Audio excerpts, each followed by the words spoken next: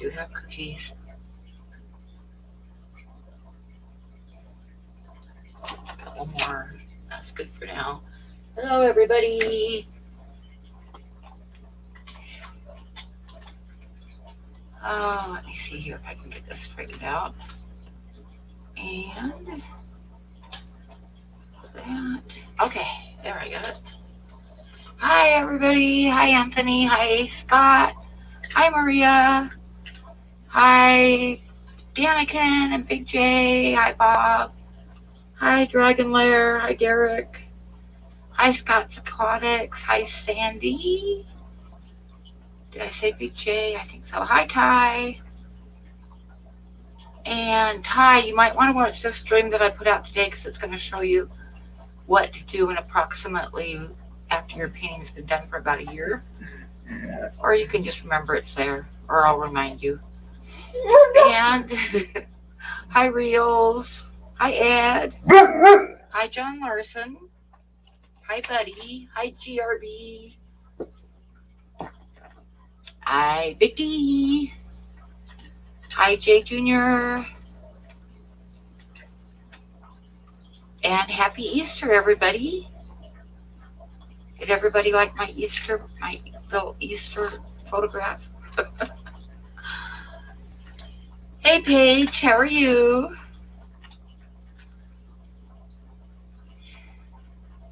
Hi, Cole. Whew. Hi, Kiwi. And everybody has mail coming. So, well, not everybody, but a lot of you have mail coming. I was slow getting everything to the mailbox, but it's all coming now. Hi, DMC Productions. It was touching. Oh, good. You got your bear cub. Oh, buddy, you're going to be a pain tonight, aren't you? And while speaking of drawings, I'll show you what's going to be in the giveaway tonight. There's always one that I don't really like, and this is that one. It is an axolotl. I gotta switch over, make sure you guys can see it. Oh yeah, you can see it. That's the giveaway. One of the giveaways for tonight. It's a little axolotl. I'll probably visit that one again sometime because I don't really like how it turned out. And then we have a bunny. And that one's going to be given away tonight. And then the last giveaway tonight is this one, this little owl. And it is a sawwheat owl. I think is how you pronounce it. Sawwheat owl. And it is a sawwheat owl. It's a little tiny little owl that lives in like the brush and in forests. Candy wants this one already. So that's that one. So those are the ones that are going to be given away tonight during the stream. Oh, you got yours? All right. Cool.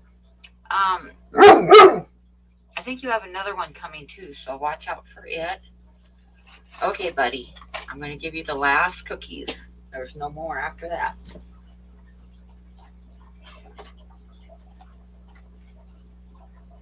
You want a puppy? I might have to draw a puppy. Maybe next week I'll have a puppy.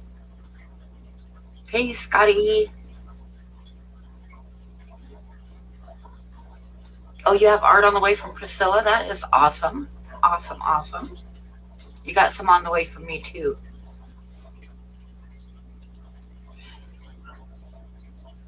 Oh, a real puppy? Oh. Well, I can't help you with that. I have an old dog, but not a puppy. He thinks he's a puppy, though. Hey, Cody-san, how are you? So is everybody ready for Easter? I got to take that garbage out that's by the door. I don't know why I didn't do that earlier.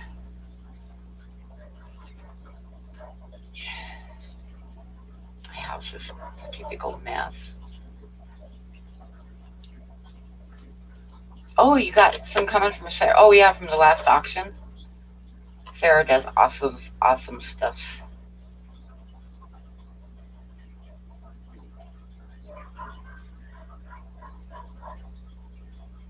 Chubby Guppy, yay! Dan, yay!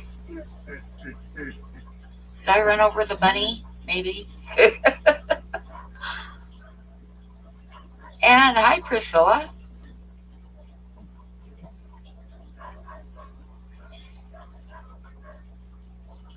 Science Gal, hi, how are you? Chicklets, hi.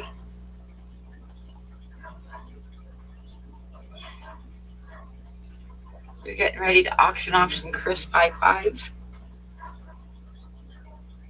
And Candy's listening. Okay. You're making lasagna for Easter? That sounds really good. Actually, I made, what did I make? I made chicken enchiladas the other night. And I made, whatchamacallit, spaghetti with meatballs, which was also pretty good.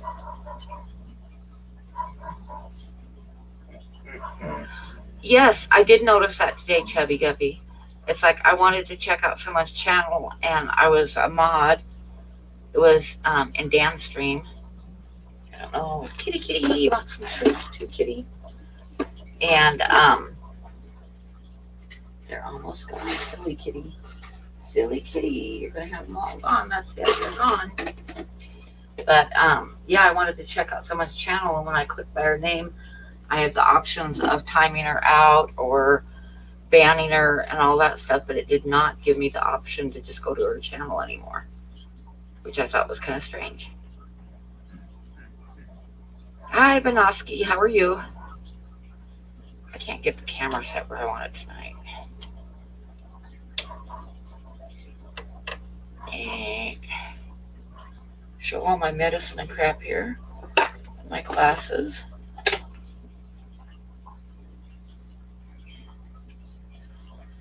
Ugh. Okay.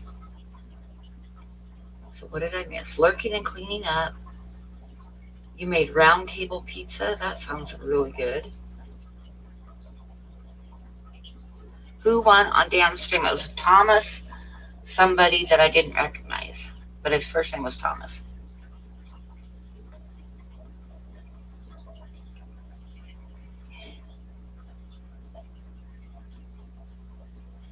You fall under the minimum required operating definition of essential.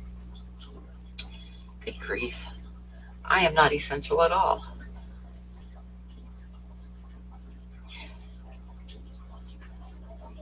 Why does it say Nelson on early wine? Because when I set it up, my last name was Nelson. Nope. Oh, I should open that up, and so I can check and say thank you too, and be a good hostess. I forgot to open that up.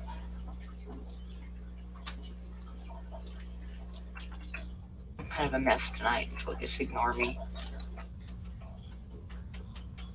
I'm behind. My house is a mess. I didn't get the garbage out today, and I've been drawing all day, so yeah, that's the way it goes sometimes. Priscilla, thank you. She said she sent me 19, well, probably $20 minus the PayPal stuff. $20, and she said, art supplies, stay at home. That's a darn good idea, and I probably will. I got my post office trip done, and I got groceries, and I don't think I need anything else. And I ordered some more of the little plastic sleeves for the cards, so they should be in the mail here in a day or two. Hey, Charlie. So, yep, time to just stay home now. And if I do go out, it's going to be with a mask.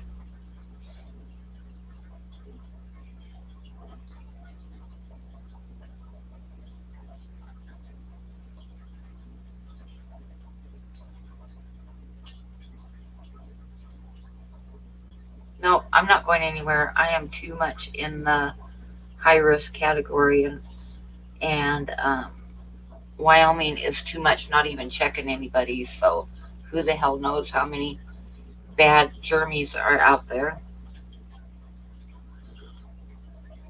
Okay, what happened with Dragon Lair? Oh, your house is full of art? You bought your Mad Max outfit today. You gotta post a picture of it. Gotta post a picture of it. Oh no, fishy fun. Convicts can do that. Yeah, that was a cute picture of you, Priscilla, with the mask on. Wyoming is probably better than some places, but it's deceptive because it doesn't show us as having very many cases. But I know up in the northern county alone, there was 400 cases of suspected cases that they just sent home to quarantine. So who the hell knows how many there is in the rest of the state? Your tapeworm will protect you. Yep, yep, yep. That's probably true, fishing. Probably true.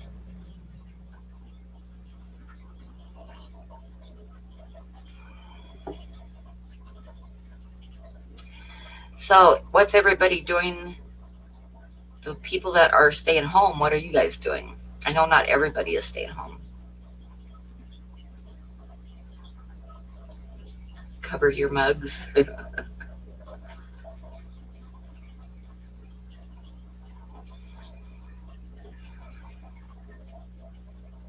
But Wyoming is also one of the states that the governor has not officially declared a stay-at-home order either. So, oh, you're over 330 dead. That's pretty sad. We actually don't have anybody dead yet in the state, but I think the official count is like 230 something today. I forget, but there's definitely like at least 2 or 3 times that many, at least, that they aren't counting. Good. Don't go anywhere, Ed. And don't go anywhere, Bob. Nobody go anywhere. Everybody stay home. Everybody needs to stay home. When I do go out, I wear a face mask, and when I come home, I come right in the house and go back to the bathroom, wash my hands, take all my clothes off, take a shower, and put on clean clothes.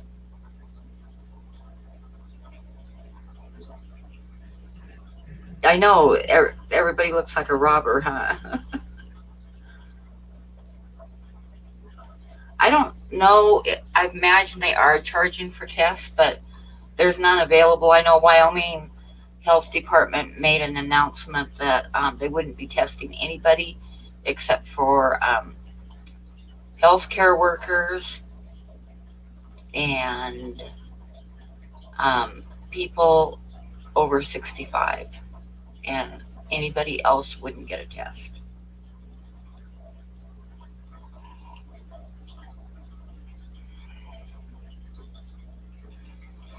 Hi, Griffin. Hi, Susan.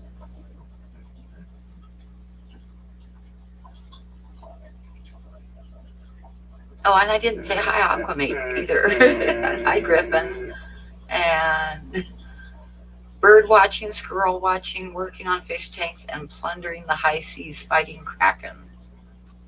Same old, okay? I just draw, so I just like spend my days drawing, and I don't go outside, and it's pretty much the same as always, except that I have to like totally take all these stupid precautions when I do go somewhere. I need to put some gas in my car, and I'm going to have to take along a rag or something because I think gas handles are supposed to be really dirty. Well, be careful driving, Griffin. Teresa, I got a rabbit this week. I'll show everybody the cards again for the ones that have just come in. Got an axolotl for the giveaways. Hi, Evan Bound Farm. and a bunny Teresa, and then a sawway owl, which is a little teeny owl. I mean, they're really small. They probably don't even stand 6 inches tall. Nobody, they're all gone. Go lay down.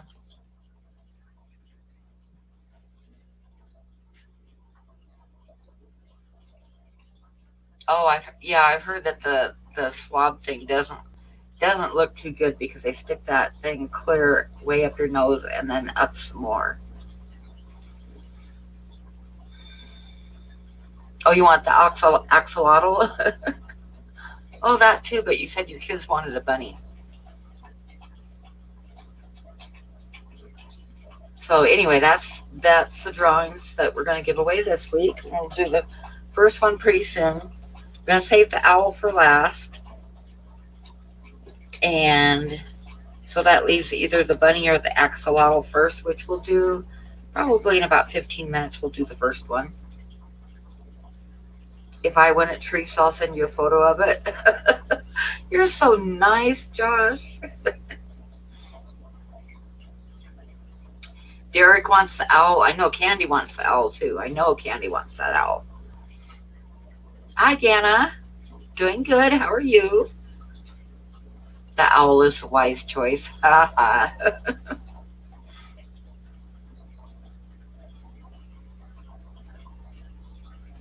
Yeah, my daughter that lives in Portland, believe it or not, um, Courtney, she's living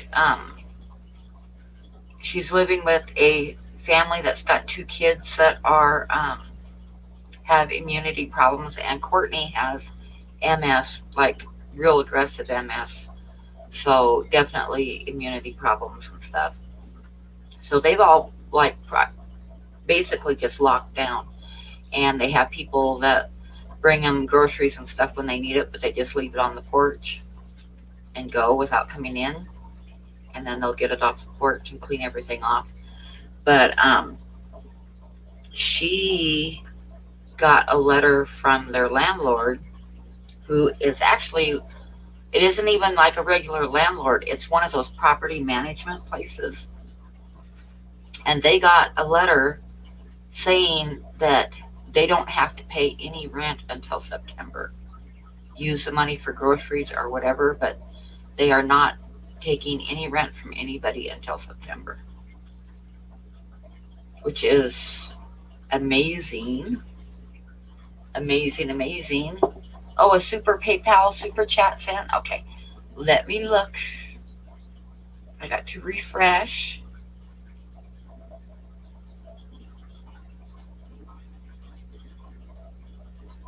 Oh, Ed sent.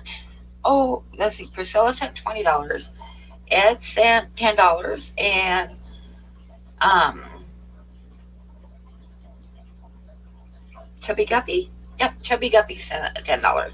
Super chat. Thank you guys. Thank you, thank you. Hey guys, don't forget to help Candy this month if you can. Um, I'm going to throw up her Candy's fundraiser because we love Candy.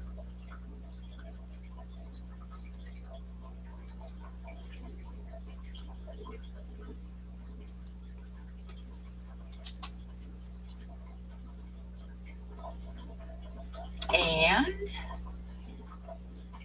okay, I got that done.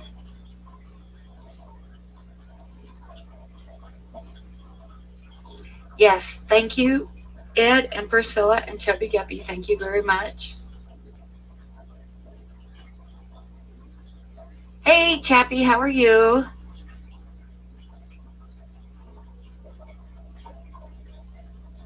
Oh, that'd be nice, huh, Big D? I'm not going to get one of those stupid checks that they're sending out because I had just gotten out of the hospital last year and I didn't do my taxes. I was going to do them both this year, so I'm not going to be getting a check. Hi, Daniken.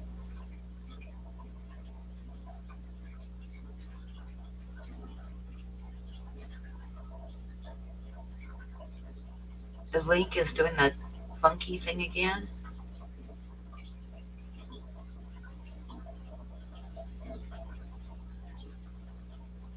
Everybody saying hi to Chappie.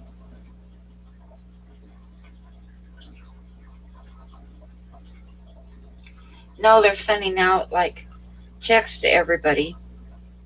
I think every adult is going to get like $1,200, and then plus $500 per kid or $600 per kid, and they're going to go by last year's taxes, which I didn't do. Yeah, they might do that, Chubby, when I file, but I'm not gonna like go any place and file until after the worst of this is over. We have until, I think they said July this year before they're due.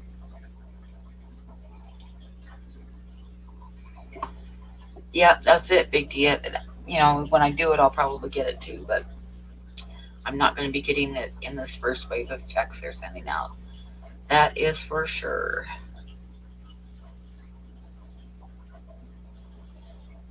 Yeah, I could easily file last year's online, but not this year's because I've got a bunch, because I only worked like the first 6 months, and then the last 6 months is my art stuff, so I've got to file all that stuff with my art.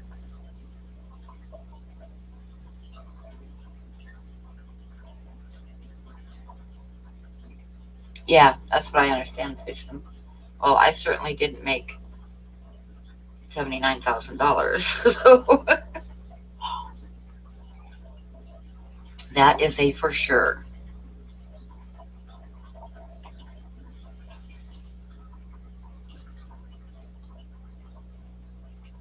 Okay, I'm going to. Oh, Daniken, thank you.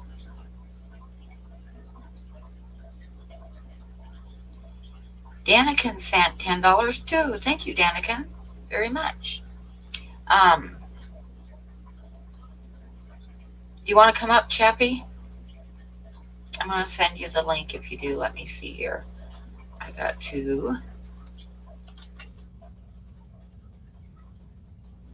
There's your email.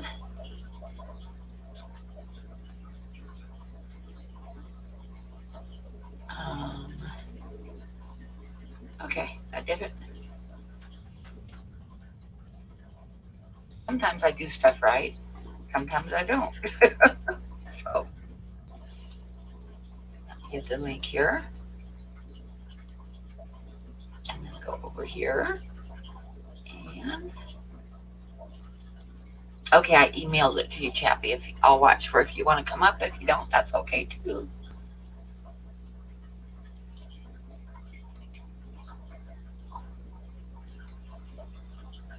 Does anyone keep dwarf chiclets? Hi, Max, by the way. Oh, you're going to go to sleep soon? Okay. Detroit Shrimp and Aquatics. Hello. Hi, Blake. How are you?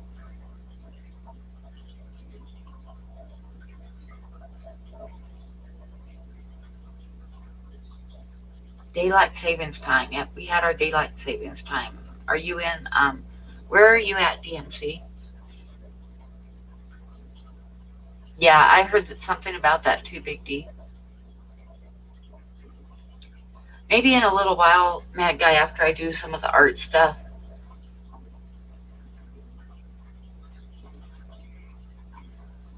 You keep 3 different lines of epistles. That's cool. Hi, learning to keep fish. How are you?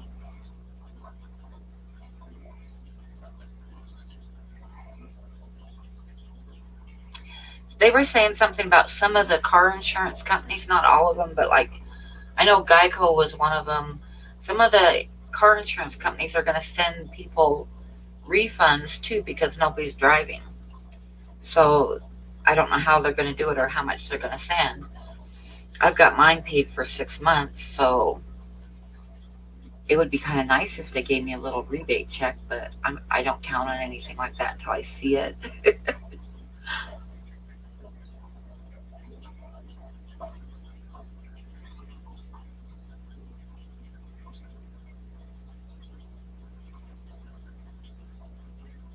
Allstate, yeah, I think Allstate might have been one of them too. But I know I've got Geico, and I know they were one of them. But I don't pay very much anyway because of my age and the fact that I don't drive that much. But if they refunded me even $50, I'd be thrilled. You're supposed to send a package to Montana, but you don't have heat packs and it's 30 degrees. Yeah, it's still cold in Wyoming and Montana. You have to file for the stimulus check. Yep.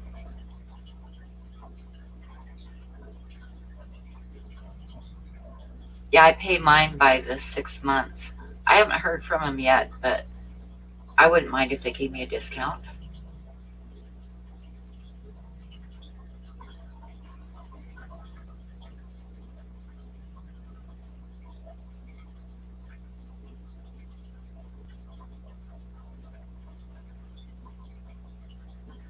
You got a nice text from State Farm telling you to call if you need anything.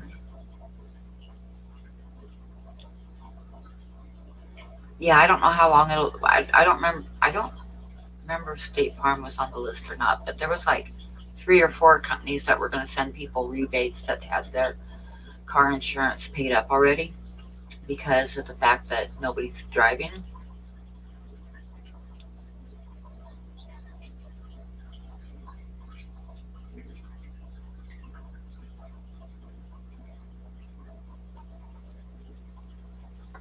It got up in the like low 50s here today, which was kind of nice. I opened up the window and everything, which reminds me it's still open. I should probably shut it here before it gets too far down below freezing, huh?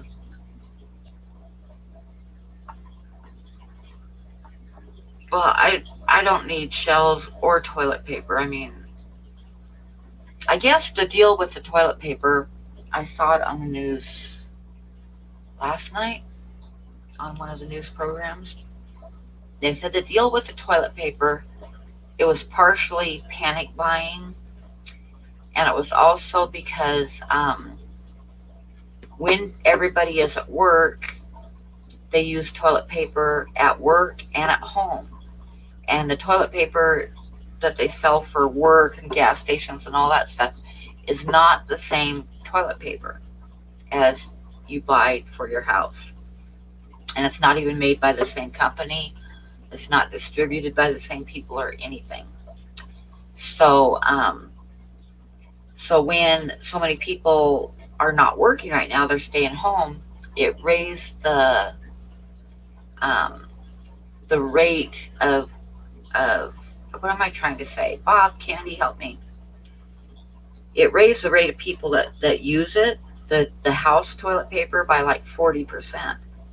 So there actually is a bit of a shortage because they don't want to up the production, because by the time they got it to the market, the stay-at-home orders would probably be done, and then they'd be stuck with all of that toilet paper. So they're just leaving the production at the same rate, and people are using more. And also there was that panic buying at first. So yeah, but I didn't buy any because I just bought a 12-pack, and I live by myself, and I don't shit that much. I mean, I shit, but not that much. So I still have like 9.5 rolls left. I only use like a roll a week. So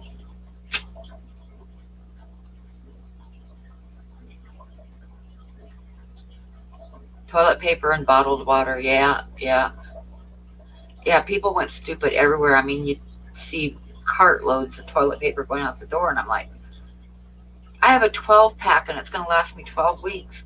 What the hell do you need like 10 cases of toilet paper for? You know?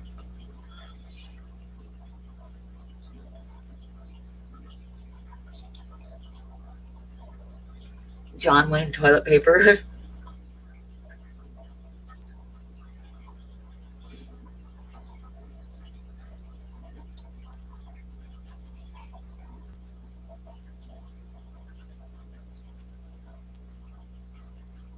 What? Toilet paper? Are you talking about toilet paper being a key ingredient in the respirator industry? No. Yep, yep. The great toilet paper shortage in 2020. The panic buying of the toilet paper. I don't know. But like I say, I had just bought a 12 pack and I thought, I'm not going to go to the store and fight people for toilet paper when I have enough to last me like 3 months with a 12 pack. 12 weeks. So yeah, almost 3 months. Oh, Bob, thank you. Bob sent $25. Thank you, Bob. That was very nice of you.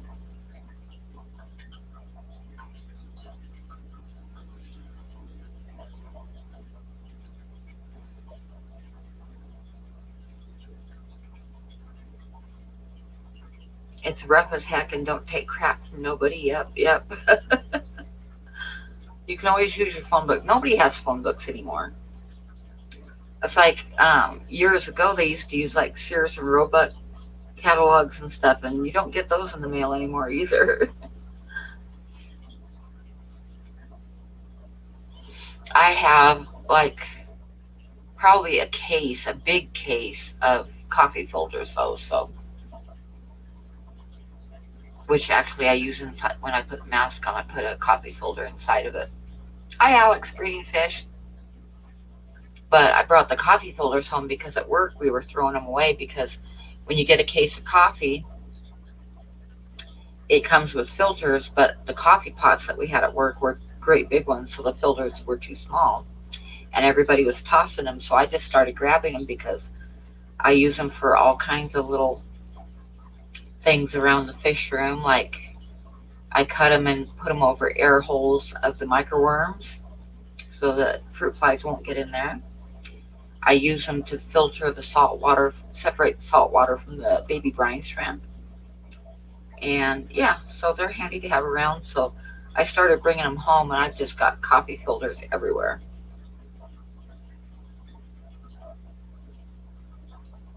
You pulled the absorbent part of puppy pads off and folded that up in your kerchief. Oh yeah, that'll work too. See, I'll like fold a coffee filter in half and put it inside. And then when I get home, that part goes in the garbage.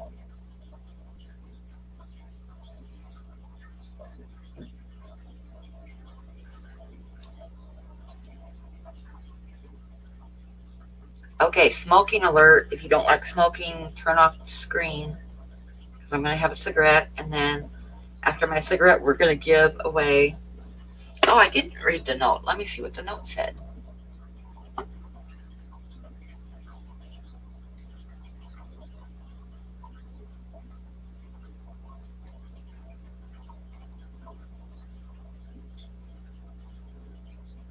It doesn't tell me what the note said.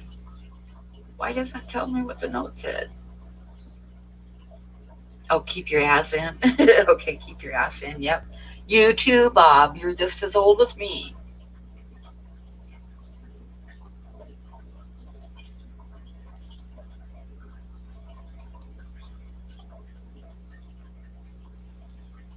That is the best thing, though, because, like I say, here, I don't think anybody's even slowed down. In fact, I know when they did they followed people's cell phones last month in March and all over the United States, and Wyoming failed big time.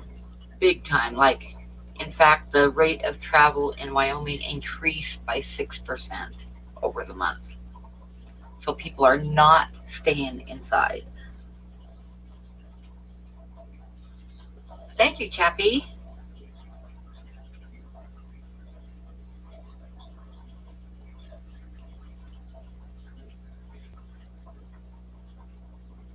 Hi, Anna Mora. Yeah, you've got a stay at home order in Washington.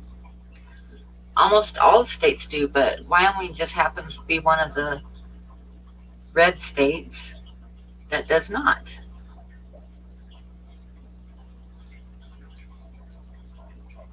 Yeah, there you go, Dragon Lord. There's all coffee filters come in handy. And I just decided instead of throwing them away, I was going to start bringing them home. And I think I've still got a ton of them in my truck, and I've got like a bunch of them underneath my sink, and I've got some out on my porch, and I've just got like a ton of coffee filters, but they come in real handy for all kinds of stuff. I do not have any hatchet fish. I have had them before, but I do not have any right now.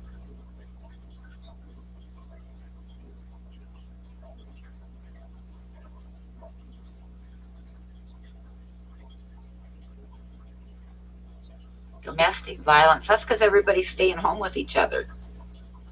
But 71% is a lot.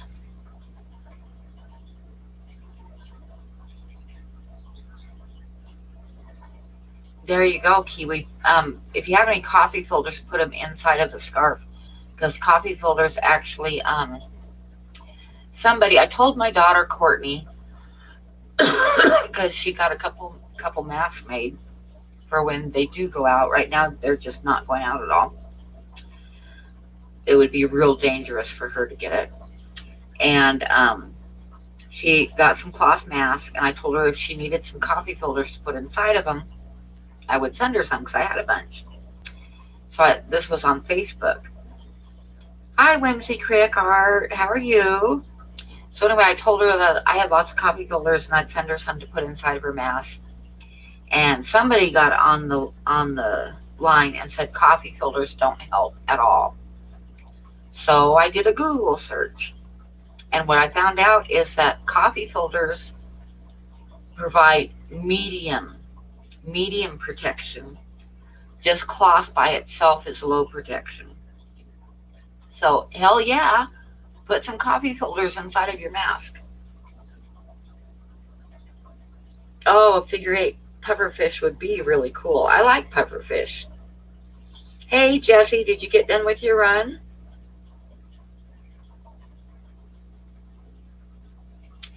What's my favorite fish right now? That's hard to say because I like a lot of them. Probably my mud skippers, I would say.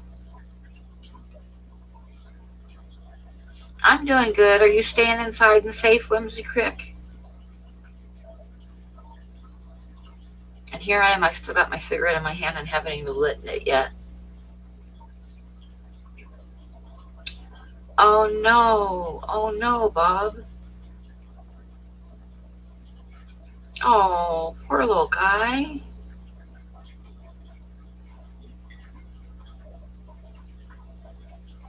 Has masks with the filter inserts. Yeah, Courtney said something about she was going to look for one with the filter inserts, but I told her in the meantime, just fold up coffee filter and put it on the inside. And then when you get home, take that part and throw it away. And it'll make your mask, like stay cleaner and stuff too. But it'll also give you extra filtration.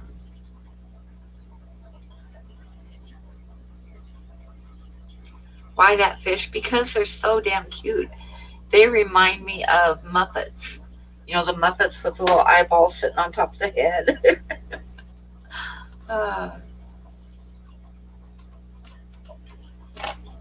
Yeah, paper towels are good, except paper towels actually let in more than coffee filters.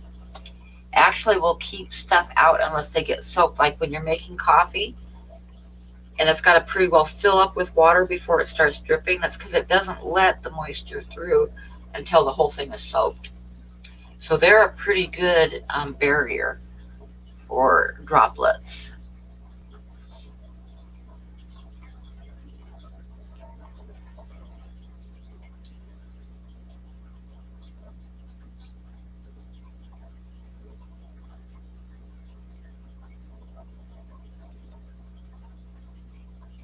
Hadley Kate Breton, hi.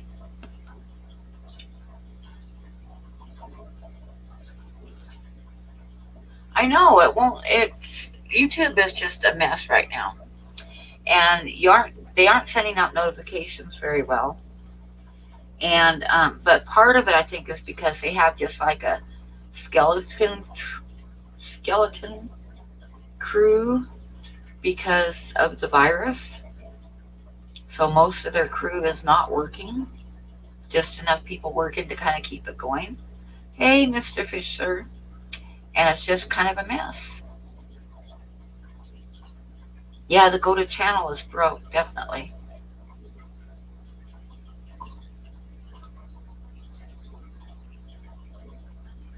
Yeah, I like I say on Dan's stream, I was gonna check out a channel that was in there because I hadn't seen it before, and when I clicked on it, I had the option to block them or time them out, all that kind of stuff, but no option to go to their channel.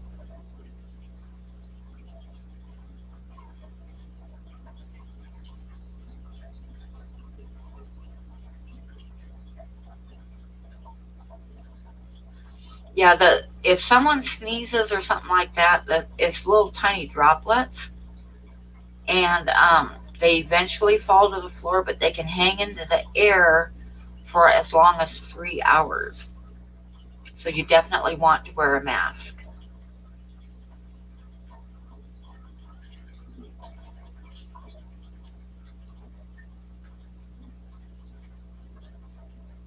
I don't know. I'm like I say, I'm not using carbon in mine. I'm just using the coffee filter.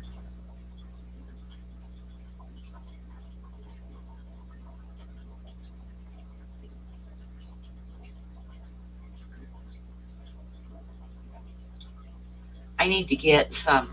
Go to this next time I go out. I need to get some more Fireball because I'm almost totally out of the bottle that I got for Christmas. It's almost totally gone now. I've got enough for like one more healthy shot and a cup of coffee, and that's it.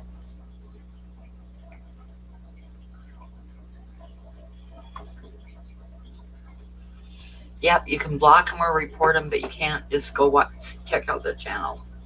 That's it. And I guess that they're having like major overloads because of all the people off of work and stuff. Like Fridays, Saturdays, and Sundays are especially bad, where if you stream on those days, you could have problems. But the weekdays aren't that bad yet. But yeah, the weekends are real bad, and you could have problems with your stream because there's nobody manning YouTube. It's all the bots. The Easter Bunny is an essential worker. Well, I'm sorry I ran over the Easter Bunny. So what can I say?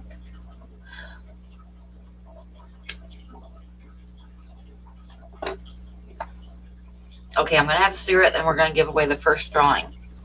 So we've got the owl, but I'm going to save it for last, I think. It's a saw-whet owl, which is a little tiny owl that's only about this tall. They're really cute, but they look really angry. They're funny looking. And then I've got the axolotl and a bunny.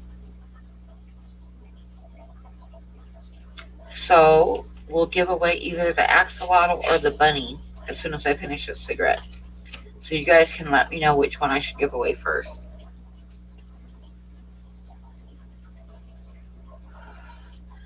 The drawing is not quite life size, but they are little tiny guys. They are really tiny and real angry looking.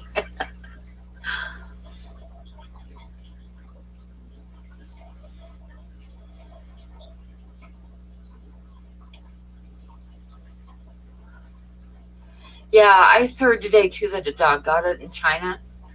Now, I read a study that they were doing in a lab someplace here in the U.S. on that, and it said that the cats seemed to get it real easily from people, but the dogs, they like did a bunch of tests with the dogs, and the dogs didn't get it, or any other animal. It seems mostly to be the cats.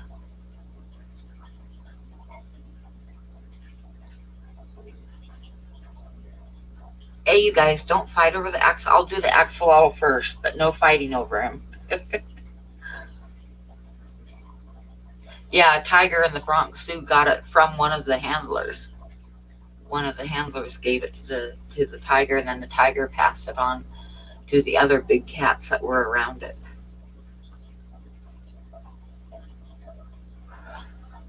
And it wasn't the normal feline um, virus. It was actually the one that we're dealing with right now, the COVID-19. That's what the tiger got. I know I kind of wanted to keep my cats inside, but they just have a fit. I ended up letting one of them off because it was meowing so loud at the door.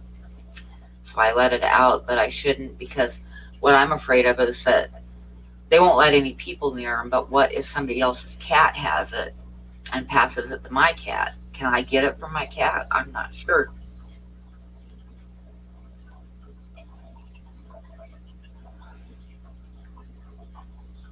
That owl gonna, yep, it is dragon, or it is.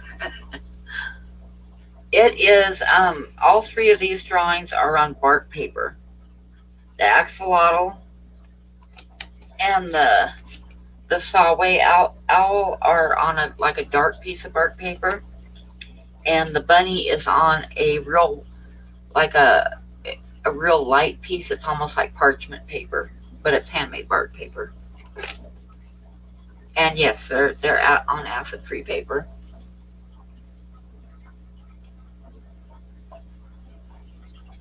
Give a hoot, don't pollute. I remember that. I'm old.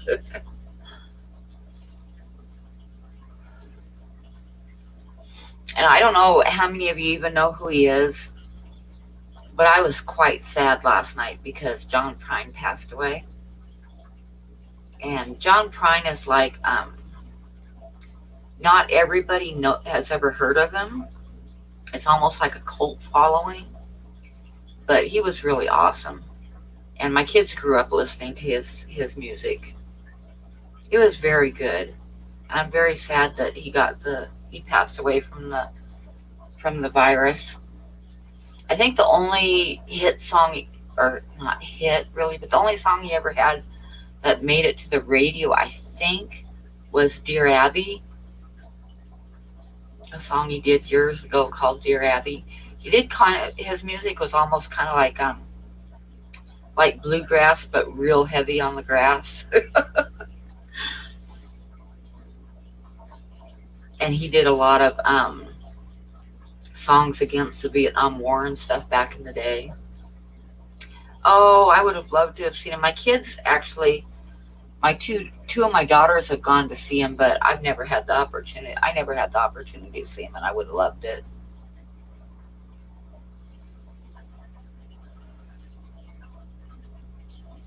I don't sing, Bob. I don't sing at all.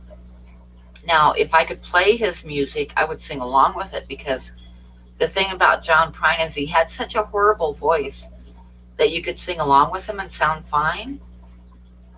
But the lyrics were fantastic. I mean, the lyrics to his songs were just, and he wrote them himself, and they were really good.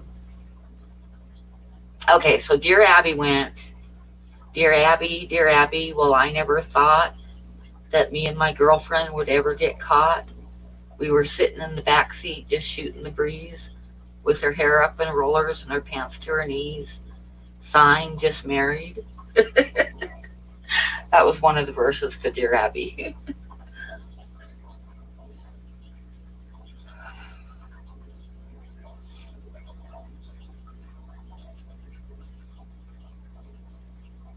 My favorite song of his goes, woke up this morning, put on my slippers, walked in the kitchen and died. And oh, what a feeling when my soul went through the ceiling, and on up into heaven I did ride. When I got there, they did say, John, it happened this way. You slipped upon the floor and hit your head. And something about just before you passed away, these were the very last words that you said. Please don't bury me down in the cold, cold ground. I'd rather have them cut me up and pass me all around. Give my knees to the needy. The blind can have my eyes, and death can have both my ears if they don't mind the size. He wrote really good lyrics. I remember the last line of that is, Venus de Milo can have my arms. Look out, I've got your nose. Sell my heart to the junk man. Give my love to Rose. Something about, I forget, but the very last line is, send my ass way down south, or send my mouth way down south and kiss my ass goodbye. He wrote really good lyrics. I really liked him a lot. I'm very sad that the virus got him. Hey, Kevin, you like my thumbnail?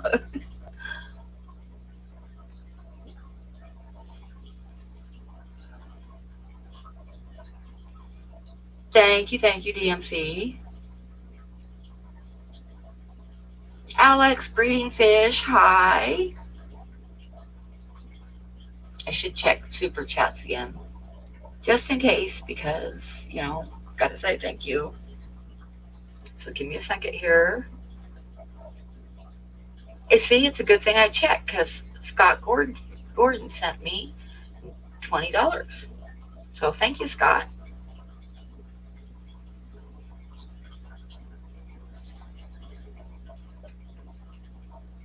There's something fishy about rabbits laying eggs anyway.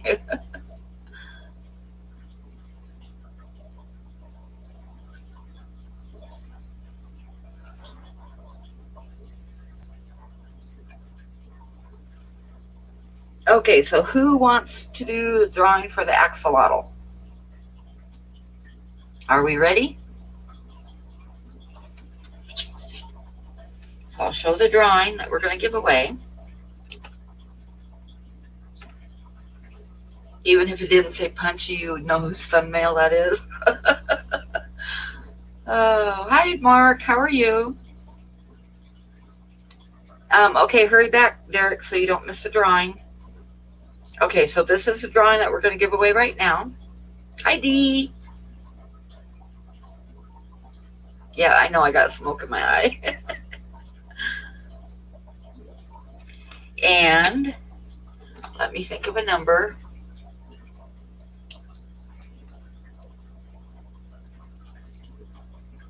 Okay, I'm going to write down a number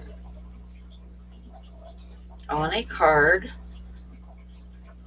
The rules are everybody gets one guess, and whoever comes the closest without going over wins the drawing. And if there's a tie, we'll do it again between whoever tied. What number did you write? I'm not going to tell you.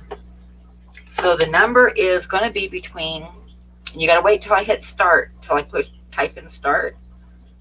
The number is going to be between 1 and 50. 1 and 50. Like I say, you get one guess. If you guess more than once, you get disqualified. And it's going to be the closest person to it without going over. And numbers don't count until I hit start. So you got to type it in again, Mr. Fisher. And all right.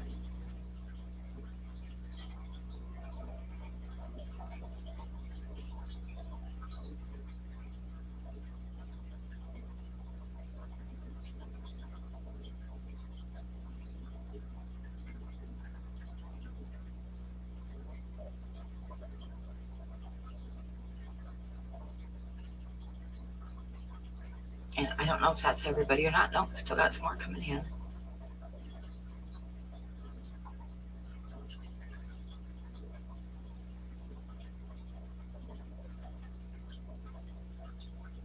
Is everybody done?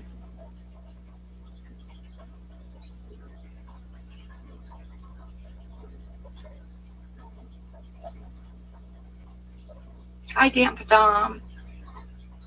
Hi, Nathan.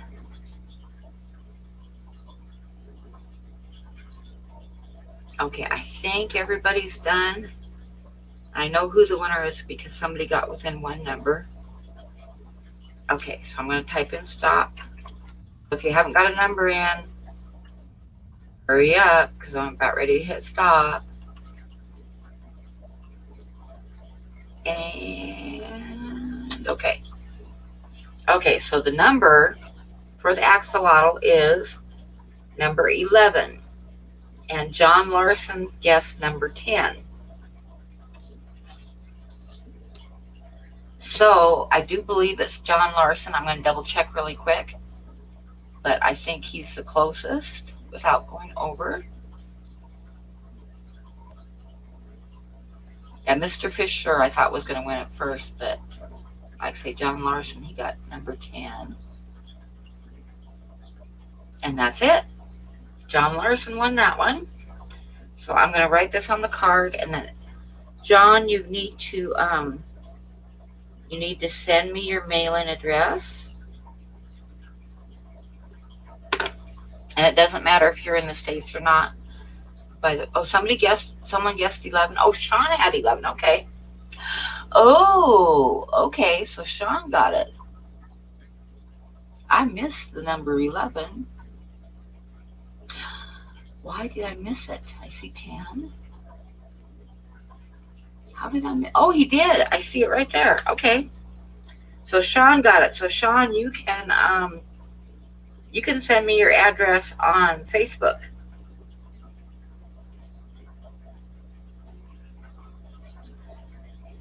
All right. So Sean got it. Yay! Congratulations. And in a little while, we'll do the bunny next.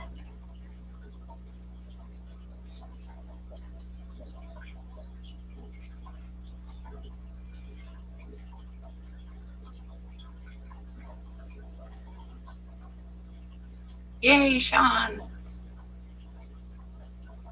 Bob says you've got my Eddie. Hi, Maria. How are you? You just missed the first drawing. Yep, the bunny foo-foo will be next.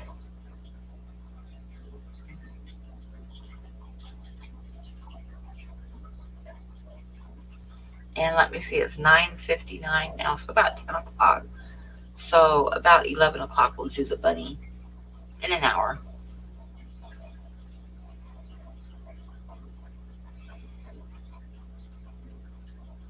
You're trying to fill orders? Oh, orders for what?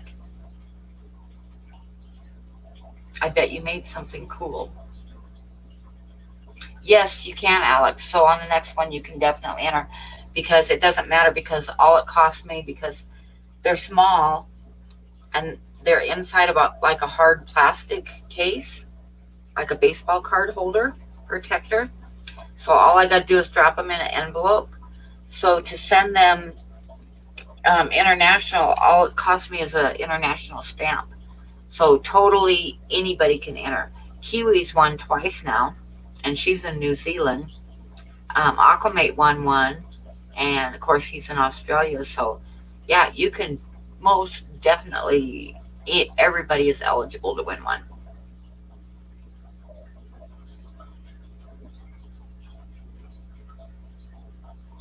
And I bought a bunch of international stamps and kind of stocked up, so I don't have to go back to the post office, because I just like slip them in an envelope, and then I can just drive through the drive-through at the post office and drop them in the box without touching anything. So yeah, everybody's eligible to win one. It doesn't matter where you live. I will send it to you.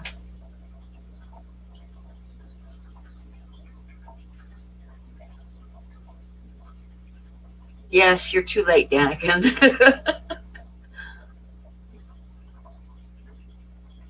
The card initial, just a second and I'll tell you. It's a ACEO card. And hang on just a second, because I posted it on Facebook. What the exact definition of it is. Hang on just a moment.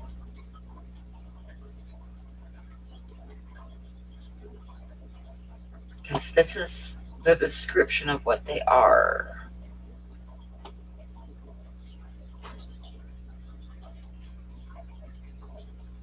If I can get it to pull up. Because Facebook has been kind of sucky here lately too. And it's just a blank. What the heck, Facebook?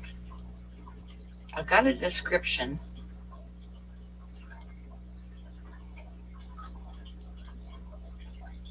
And of course, it's not going to let it pull up and tell me.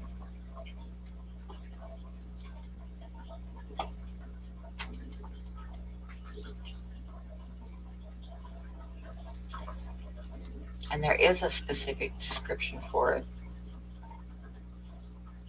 And that's not going to work, so I'll do it this way.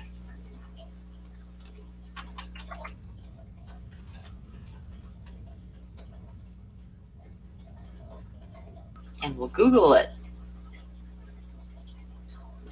ACEO stands for Art Cards, Editions, and Originals. They have one main rule. They are 3.5 by 2.5 inches, the size of a baseball trading card. And that's what it stands for. Art Cards, Editions, and Originals. There you go. Yeah, I got it, Sean.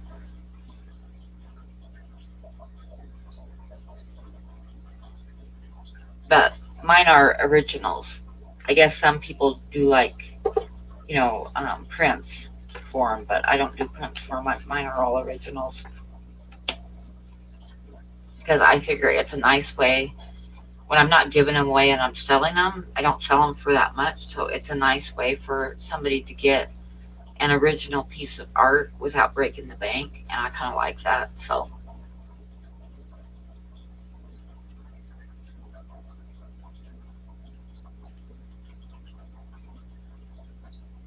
Co-op's getting a big order of plants tomorrow. Oh, I wish I had money to buy some.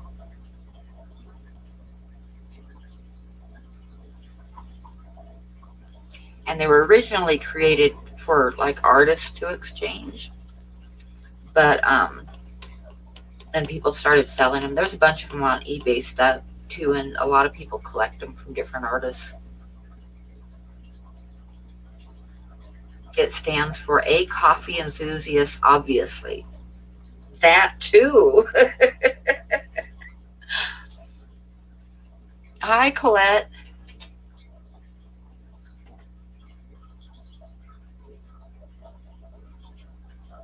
Yep, that definitely did work, Sean.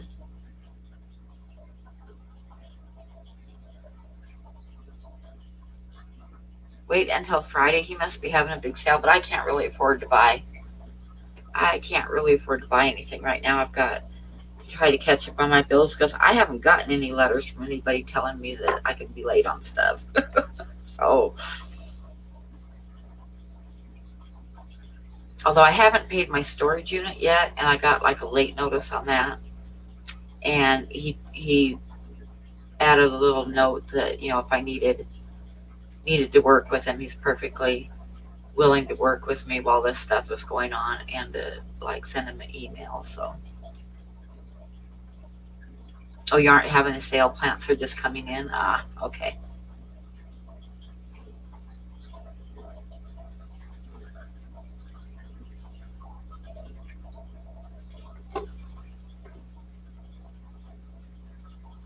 The 20-gallon long cherry shrimp tank I set at the end of February is becoming my favorite tank. Yeah. Snails, feeder guppies, and cherry shrimp are breeding like crazy. Yeah, baby shrimps are so tiny. They're so cute.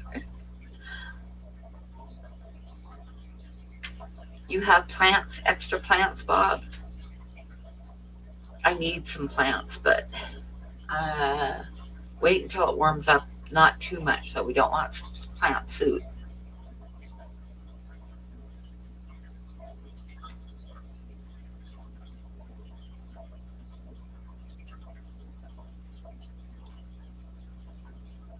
I just call them chiclets. Just call them chiclets, Colette. That totally works, and he knows who you're talking to. uh,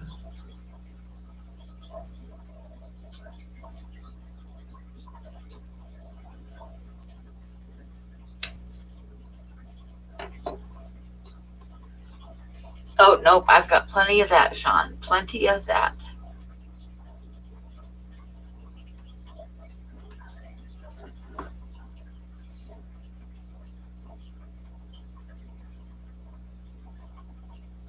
I've got one 29-gallon that I want to like get something for the bottom of it, like for ground cover type stuff.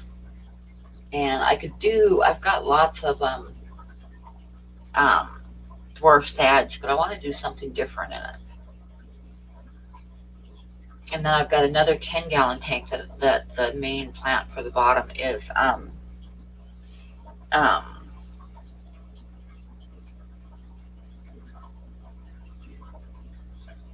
parva, crypt parva, which also looks really neat. But I want something different than those two. Because most of my tanks have the same plants in them.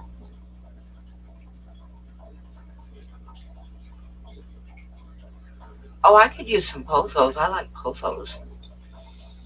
And I've got one sprig of it in one tank. I could definitely like throw some in some other tanks.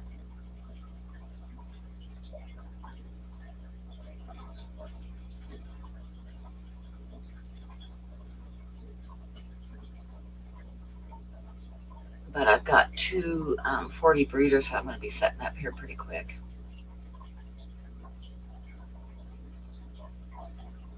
But I've got to get wood to put underneath of them, and I just don't know if I want to go to the lumber yard or not right now. I'm trying not to get stuff or go anywhere that I don't absolutely have to. Oh, that's awesome, Big D.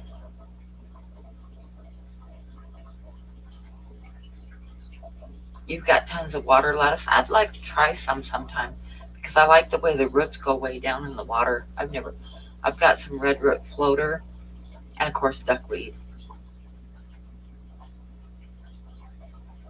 I'll put in my email address. You can always email me. But copy and paste it because everybody spells it wrong and then it doesn't go through.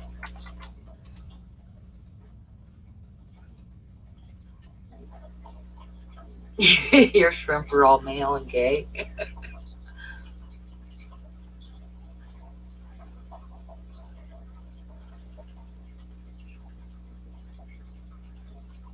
Tank butter.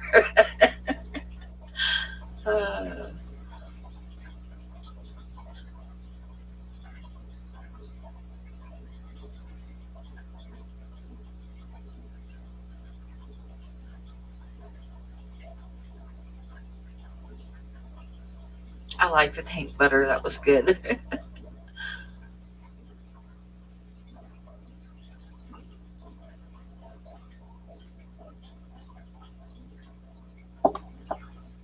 Nubias are cool. I like crypts. Crypts are probably one of my favorites. All different colors of crypts. Hi, Ron. How are you tonight?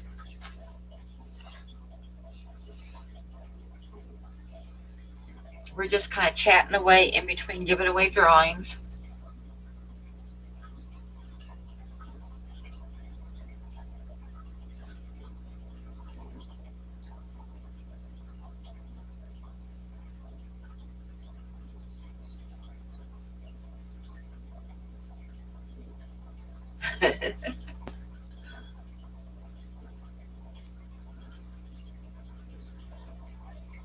Oh, you ordered yours from Flip Aquatics? Cool. Oh, you got your emails caught up, Candy? Cool.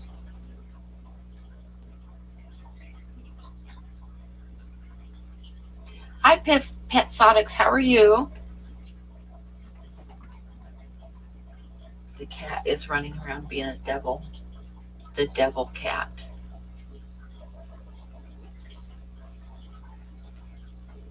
Trading is always good and fun.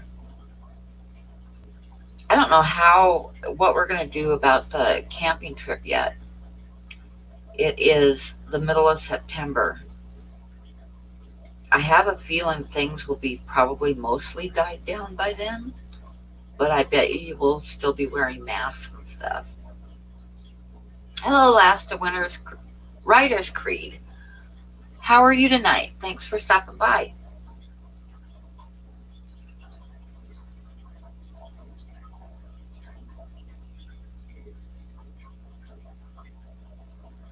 Yeah, I hope it's gone all.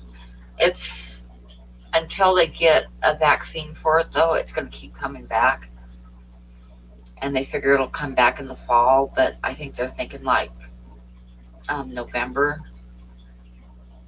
October, November. So we might be good in September, but hopefully by the time the camping trip comes around in September, we'll kind of be in a lull in between. We'll just kind of have to play it by ear and see what it looks like. Because I don't want anybody taking any chances. But I don't know if we'll ever get totally back to normal until they come up with a vaccine.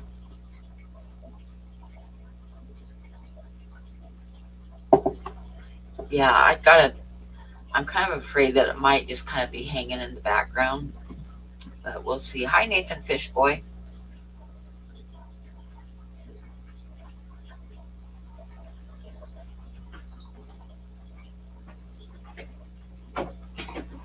If not, we're all camping outside Pam's place. Well, then we'll definitely have a camping trip.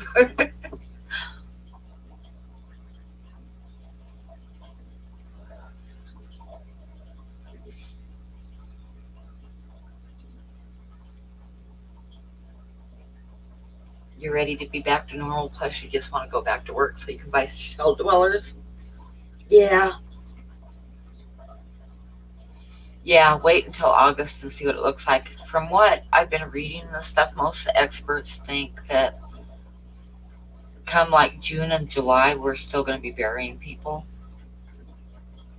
And hopefully, like by August and September, it will be cleared up. But then they expect it to come back again in the fall. Oh no, you don't want to do anything for Easter, that's for sure. That's this coming weekend. Until we get the vaccine, it'll be around like algae in the tank. Yeah. Yep, they need to come up with a vaccine for it for sure. Yep.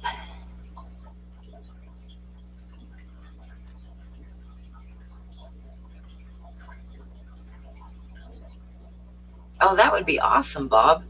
I would love to see you guys.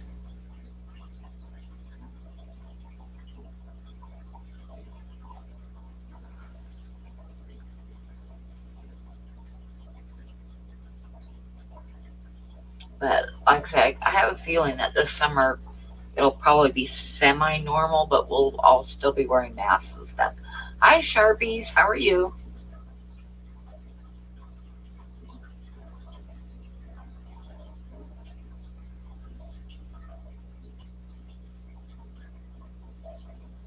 Hi, Boss Hog.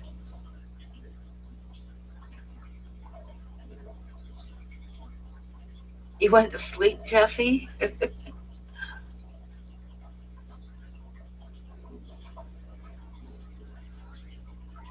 you cut your hair into a mohawk yet, Bob?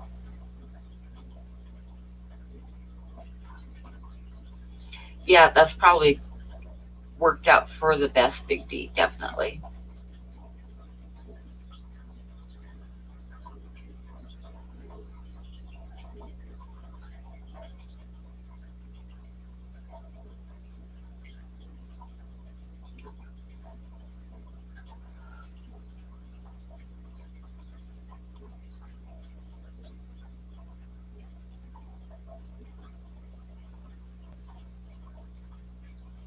Yep, Bob needs to get his cut his hair into a mohawk because he said if he got 75 likes on his live stream, he was going to do that, and he got more than 75 likes. And I think he should dye it purple,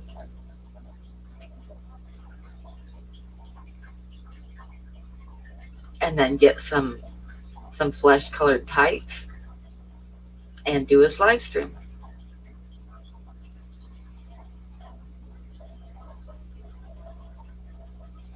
Yeah, mullet, not a mohawk, but mohawk would be better. Mohawk would be better. And then dye it purple, and then get his flesh colored tights that he's been talking about. And there you go. Let me look, Scott. I think I did. I think I said thank you earlier. I'm not sure. Let me check here. I got to log back in. Or just tell everybody thank you again.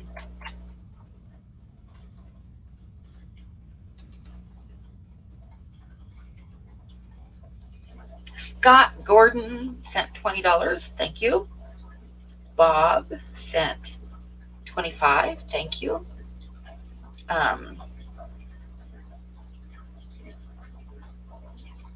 um, Chubby Guppy sent $10. Thank you. And Kenneth Edwards, that's Daniken. Daniken sent $10. And Ed sent $10. And Priscilla sent $20. Thank you guys very much. Thank you, thank you.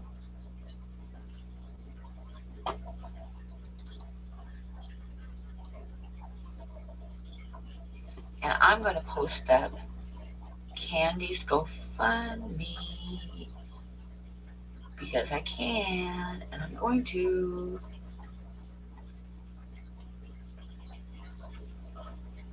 You missed one giveaway. You missed the axolotl, Jesse, is all you missed. Oh, Derek beat me to it.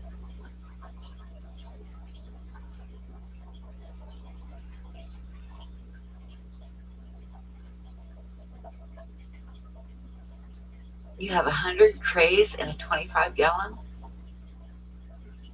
That's a lot of them. They don't eat each other or anything?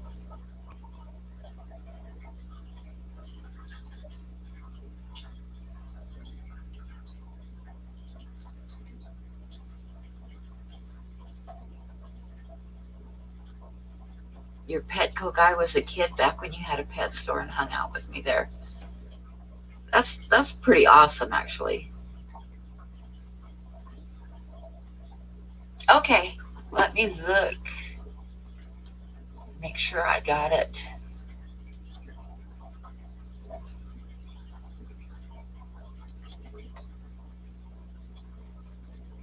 Yep, there, I got the Posos.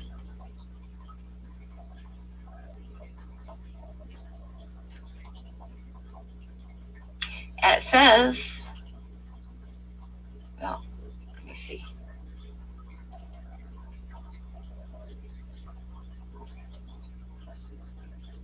Oh, wow, you have a lot of Posos.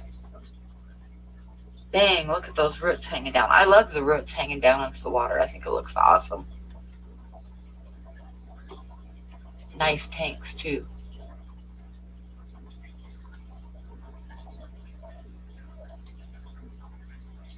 Oh, speaking of which, I should do my art stuff, huh? People need to stop buying up all the vanilla creamer that's supposed to be for my coffee. You know what my favorite creamer is? And if you see it, try it. But it's hard to find. Every once in a while, Walmart will have it. And it is Southern Butter Pecan Creamer for your coffee. And it is really good. That's like my favorite. Okay, go pee, Bob. And I'll wait for you to get back, and then I'll do the art critiquing stuff next. No, Southern Butter Pecan. Try it, Scott.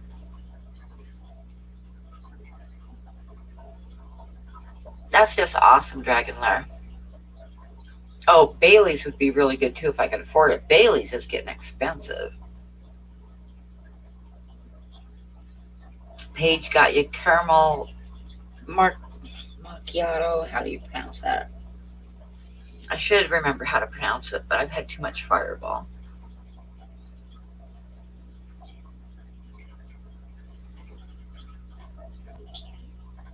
Yep, Fishy Fun.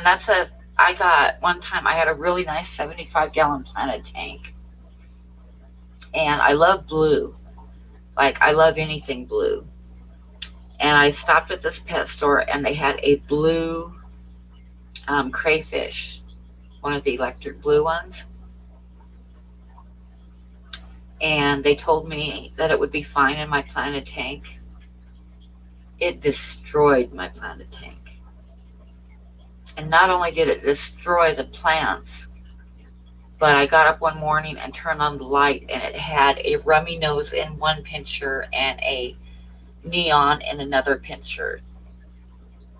And I'm going like, you son of a bitch. So I took him out, and he went into my daughter had a 20 long, and he went in there.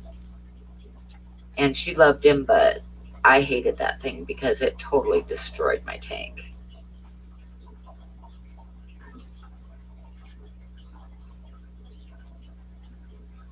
You'd love B, the vampire shrimp. She's a beautiful powder blue color. Yes, I'm sure I would. I love blue.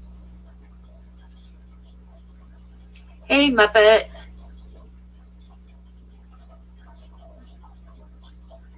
Oh, you've got the self-cloning ones?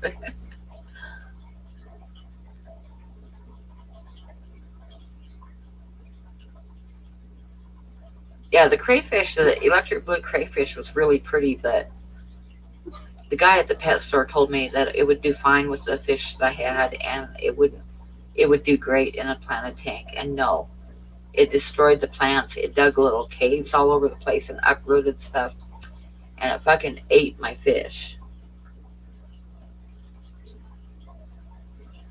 So yeah, I was not impressed. Loading. Uh-oh. Does that mean that my stream is not doing good?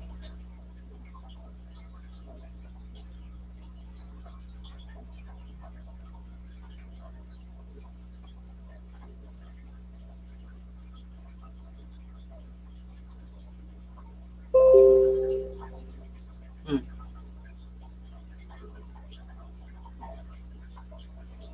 He'd love to do a self-cloning crayfish for puffer food, but it's not legal.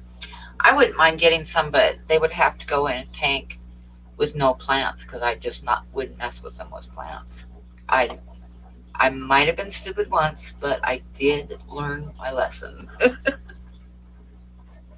Once was enough for me. I figured that one out. I got to see what John sent me.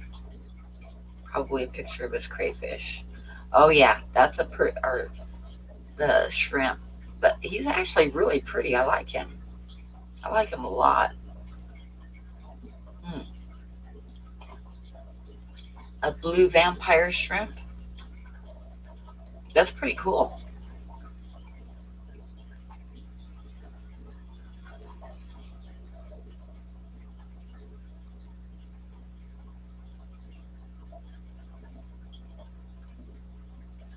Self-cloning fish for puffer food, if they like clone real often, that would be kind of a good source of food, all right.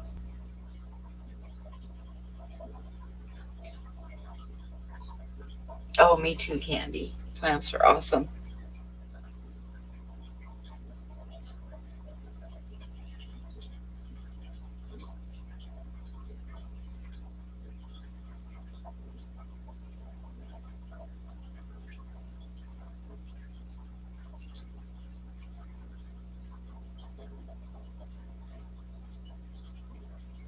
Your buddy bought five and all five lost the blue color. Oh, that's too bad.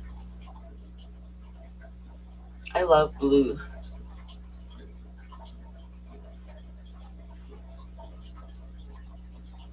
Well, I'm going to throw up the first drawing. I think, well, I'll wait for Bob. He said he had to go pee. We'll give him another couple minutes.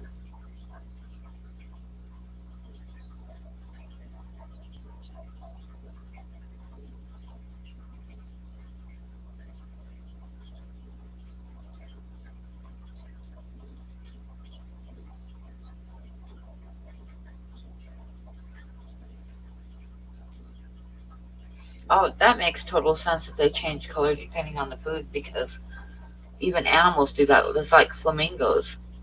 Flamingos are only pink when they eat a lot of shrimp. If they are on a different diet, they aren't. They're just kind of white. They aren't pink.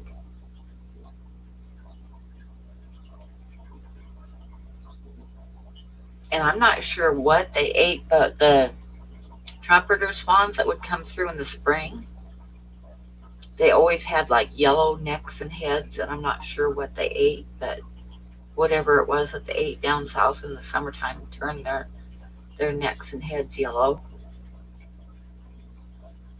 But then when they'd come back, like heading south in the fall, they were always pure white.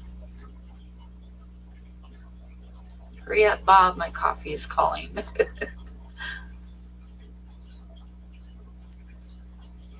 Hello, Jay, how are you?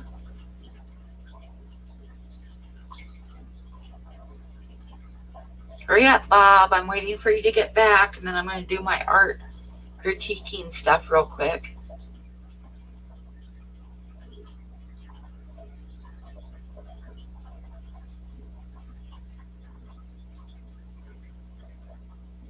And then after we do the art critiquing, we will give away the bunny.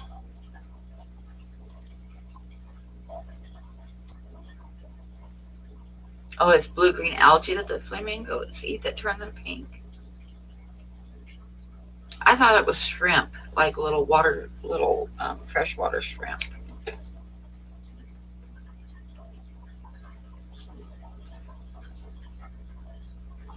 Okay, Bob is back, so I'm gonna like switch over to my art stuff.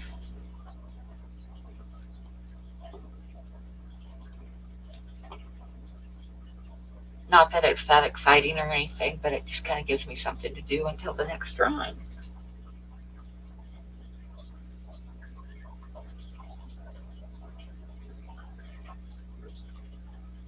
So we're going to go there. And there, let me see here. And we will do a full screen on it. And somebody last week was asking me to show some Native American art this week, so that's why I pulled that drawing there up for this week, for one of this week's.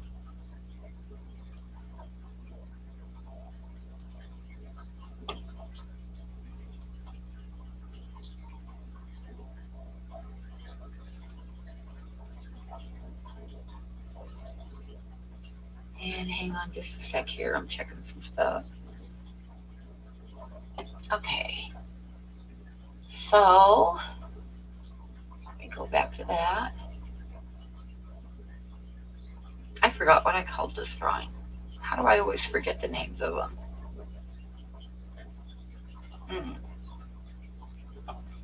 Anyway, it is a drawing of a little Indian boy that was at the dances on the Crow Indian Reservation in Montana. Is the Crow Indian Reservation in Montana or in Wyoming, Candy? I think it's Montana.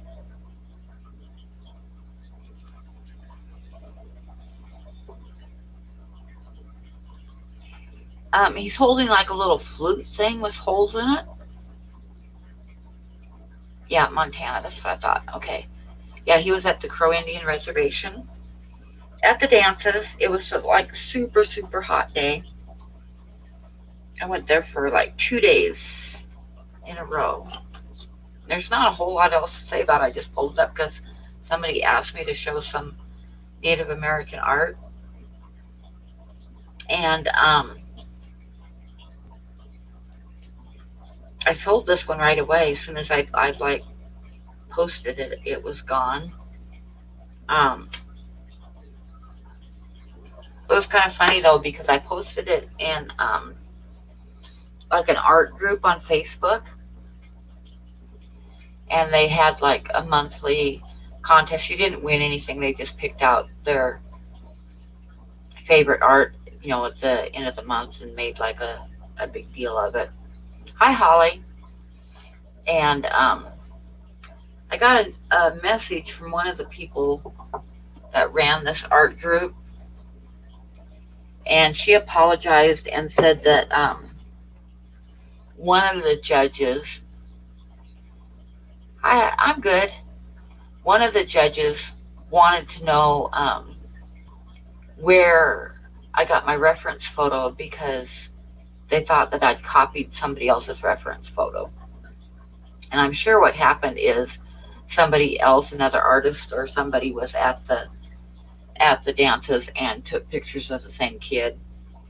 So I had to send them my reference photo to prove that I used my own photo, which kind of pissed me off, and I dropped out of the club after that. Because, yeah. But anyway, yeah, so that happened with it. But other than that, there's not much to say about it because I sold it right away. It's charcoal on a piece of handmade bark paper, like a full sheet of it, which is about 16 by 24.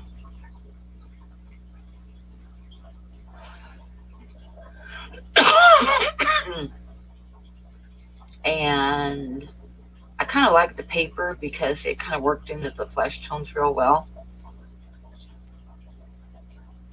And that's it. I don't know what else to say about that drawing. And I think it was Jay's Betta that wanted me to do some Native American art. And I don't think he's even in here right now. But we'll go on to the next one. See what the next one I pulled for today was.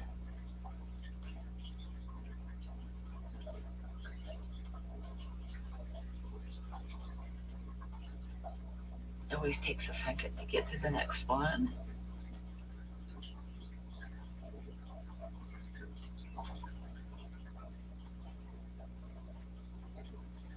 Oh, the horses. This is just a drawing of some horses like gathered around because it was a real hot day. And it was in Gardner, which is, Gardner is one of the gates into Yellowstone, like close to Livingston.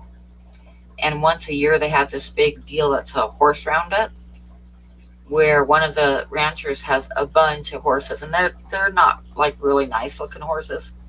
In fact, there was one that was half zebra and half horse that was in the mix with them. But they have a huge roundup of all these horses and drive them up the main street of town and move them to their summer pasture. So I went there for that, and they had them on one end of town waiting to drive them through town and up the side of the hill to their next pasture. They had them like all gathered up in the corral, and it was a super hot day, so they were kind of like all standing around in each other's shade. So I did a little drawing of them. And this is just charcoal on a piece of tan drawing paper. And if I remember right, I think it was like a 9x12, something like that. So that's kind of that for that drawing. Anybody got any questions? Horses' butts. Yes, I like butts.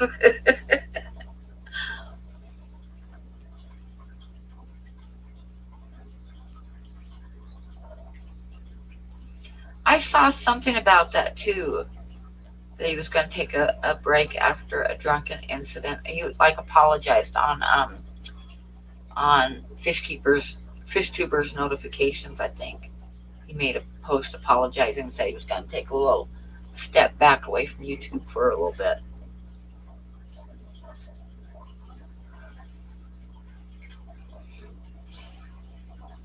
Yep, I do like horses' asses. It's like one of my favorite things to draw. I confess, I'm weird.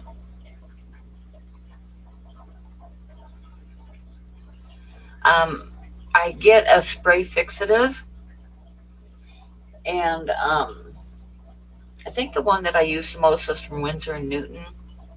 There's one called Krylon or something like that, and you do not want to ever get that. That makes a mess. I did a drawing once of an Indian girl, and I tried the Krylon, which is cheaper, and sprayed it, and I sat there and watched the charcoal spread out and all the details disappear. And I was a little bit upset. So that's the only time that I've ever used that particular kind of spray. But yeah, Grumbacher makes a good one, and Winsor & Newton makes a good one as just a spray fixative.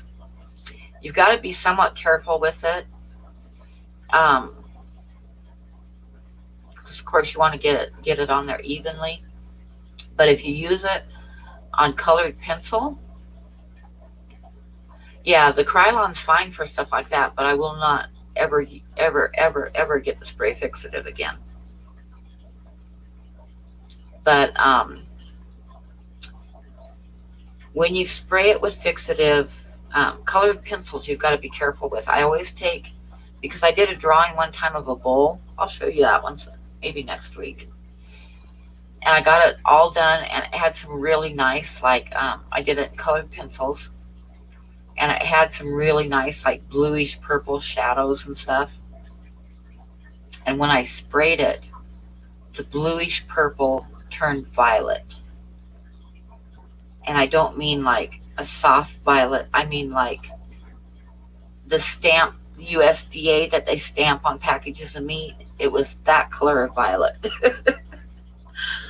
So now whenever I do a colored pencil, I'll always take what colors I'm going to use and the paper, and I'll just do some scribbles of each color, and I'll spray it with fixative before I ever start the drawing. I do that just to make sure that none of them are going to change color when I spray them.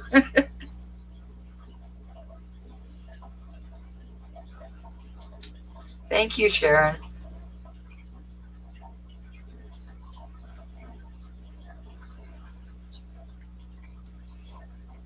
So that's a little tip for you. If you ever use colored pencils and you're going to spray it with fixative when you're done, take a piece of scrap paper and try it out first.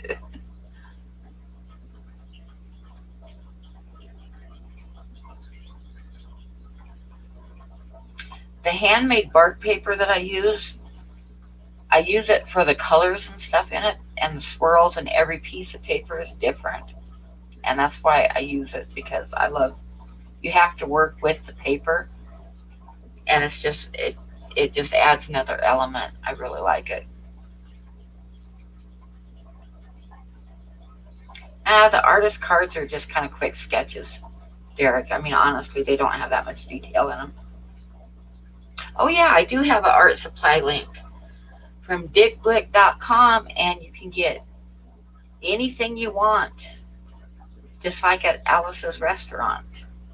But they have craft supplies and lights and even furniture. I mean, you can order anything off of them, and they always have different deals going. You can almost always get free shipping, and a lot of times they'll have like 10, 15, 20% off depending on how much you spend and stuff. And they do really well with their shipping, and their return policy is really good. So I have been ordering all my art supplies from them for like 20 years. And I have an affiliate link for them.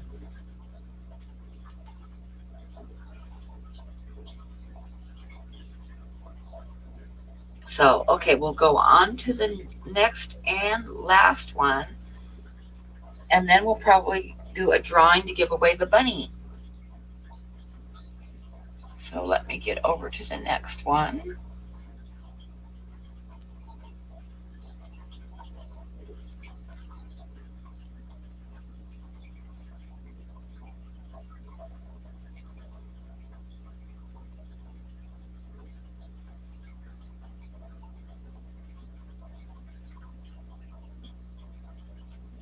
The bear. Okay. This one is a grizzly bear cub, and it is called First Snow, and it's actually Conte crayon on a piece of handmade bark paper, on a full sheet of bark paper.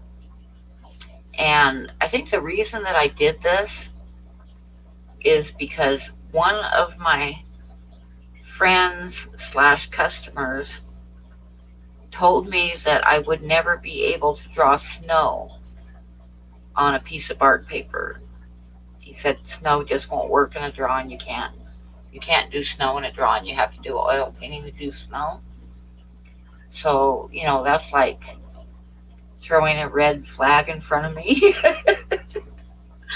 So I had to try it.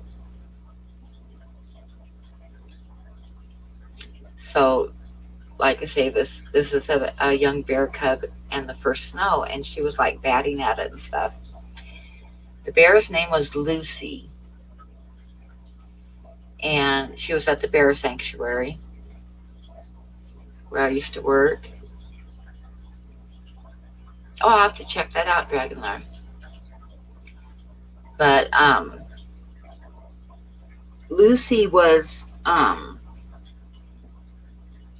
she was found in somebody's shed up in Alaska, and she was almost starved to death. I mean, she was like at the point where a couple more days and she would have been dead. And the person that found her called the animal control, and they got a hold of the people at the sanctuary to see if they had room for her. And she was a little cub, and like I say, she was almost starved. And they never knew what happened, how she got separated from her mother, if something happened to the mother, or if the mother abandoned her for some reason. Okay, and this whole story has a purpose, because Lucy, they were going to like train her like they did with Brutus, to be in commercials and TV shows and stuff like that. They got her as a cub and they were going to train her. But she had kind of odd personality. It's like she would be like super, super sweet, and then all of a sudden she'd turn on you. So they couldn't really trust her. And you can't mess around with a lot with a bear that you can't trust not to attack you. So she didn't really work out for that. Well, when she was about 2 years old, she absolutely loved Brutus. And they would put them out in the pen to play together, because Brutus loved playing with her too. And, they'd play in the water and chase each other around and stuff. Well, one day when she was about 2 years old, she snapped and turned on Brutus and attacked him. And it wasn't playing, she was trying to kill him. And he ran away from her and he was very confused. And then, like 10 minutes later, she was fine again, just like nothing happened. And she was acting kind of like, why is Brutus not wanting to come play with me right now and stuff? Like she didn't understand what was wrong. And they got a vet out to check her out. And they took her into, they put her on a trailer and hauled her from Montana to the Washington State University, because at the university they had a large enough MRI to put a grizzly bear through. No, it wasn't rabies.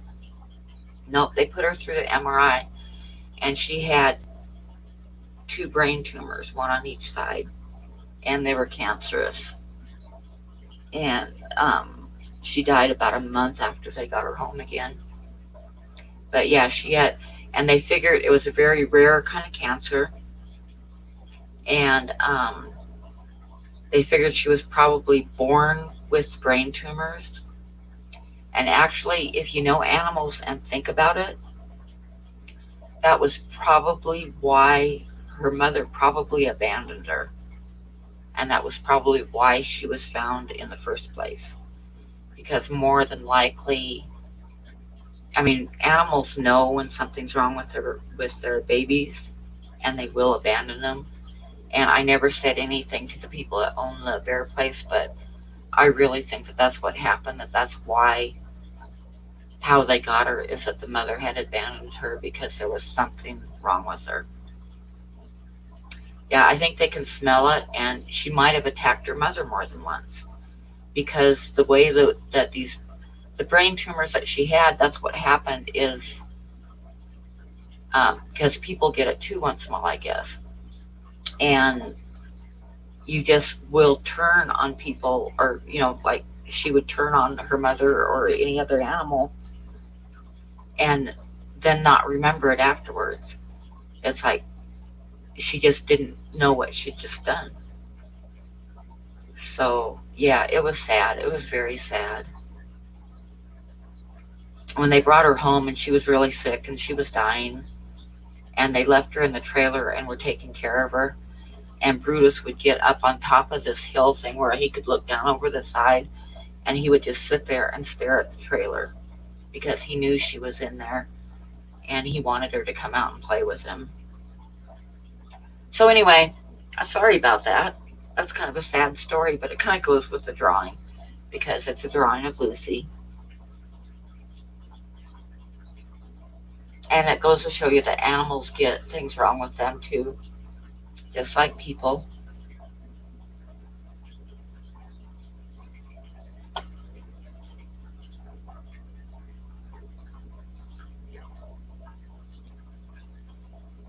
So anyway, yeah, that's a Conte crayon drawing, and that was her first snow, and she was trying to figure it out. It was pretty fun to watch her. She was a sweetheart most of the time. Yeah, but Brutus definitely. Bears are smart. They're bears have the IQ of about a 7-year-old child, and they're curious and they're very smart. And he was very sad, and he knew something was wrong. But anyway, sorry for depressing everybody. I'm sorry.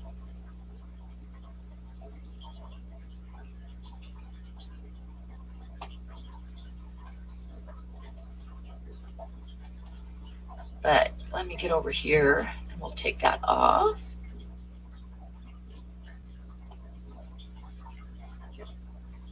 And I'm back.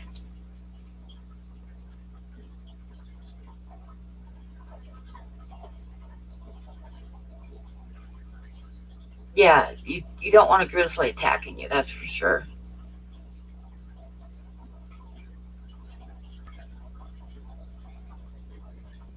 And is everybody ready for another drawing giveaway? I have not drawn a snow leopard. I do have a few reference photos, so I might sometime draw one, but I haven't yet.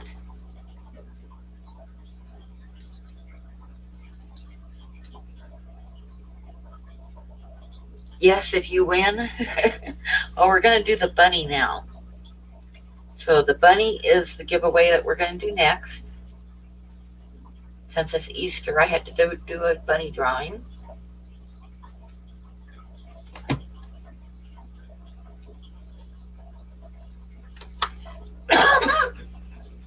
So I'm going to think of a number that I haven't used yet. Gotta think of a number.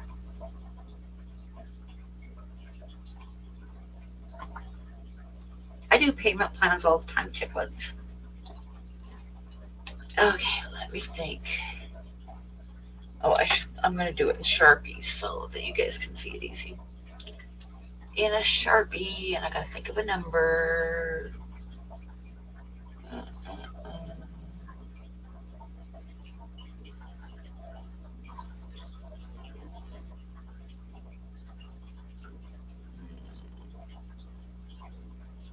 Why can't I think of a number?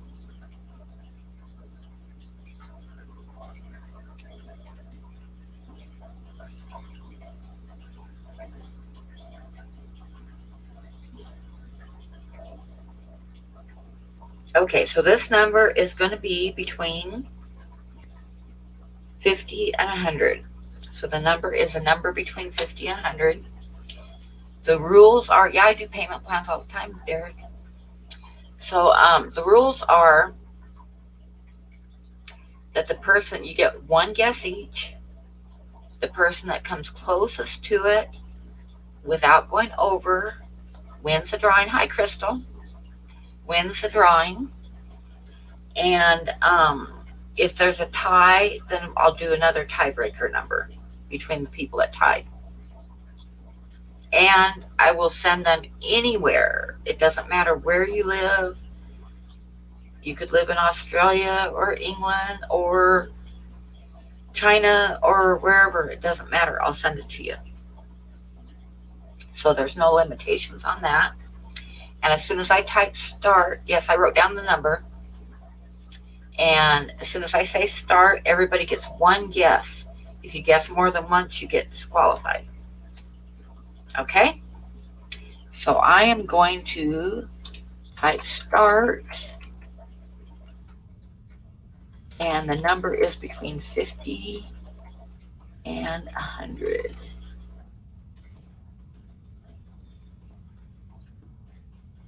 You're in Wuhan?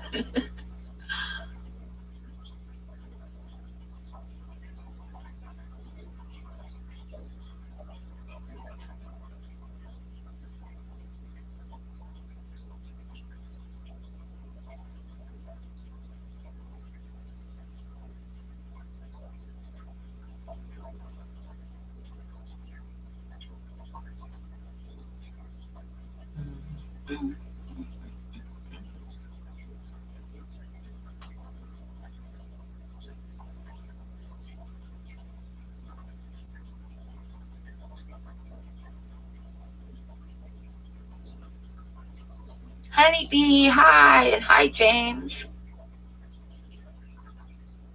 Mwah, honeybee.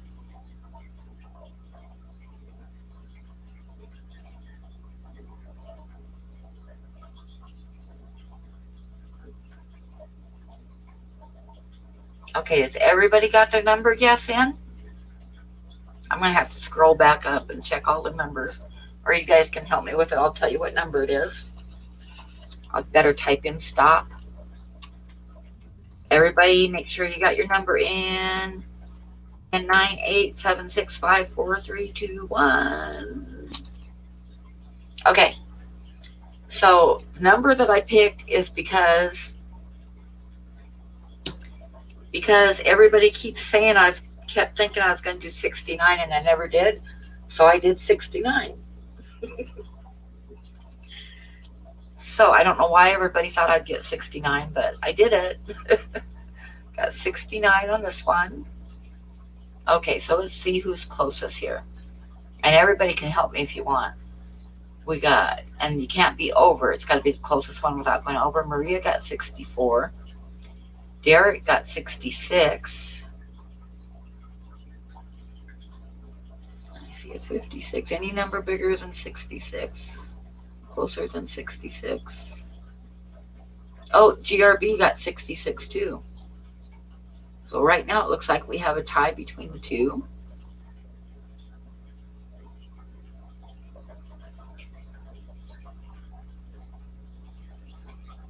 You should have listened to your daughter, Jessie.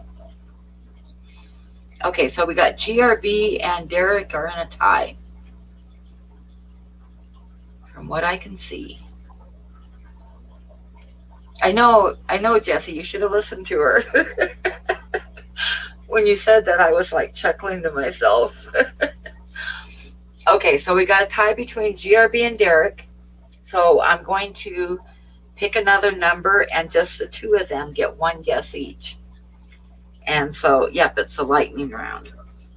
So between GRB and Derek. I'm going to pick a number between 1 and 50.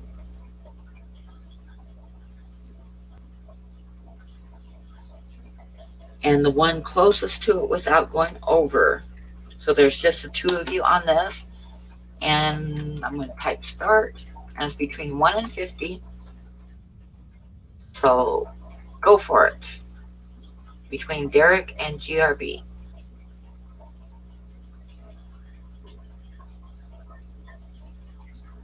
Okay, good night, Danikin. GRB picked 2. And Derek picked 39. Okay, and the number I wrote down is 40. So Derek got this one. Congratulations, Derek. And good night, Danikin. And I believe I still have your address and email. So you don't need to send it again.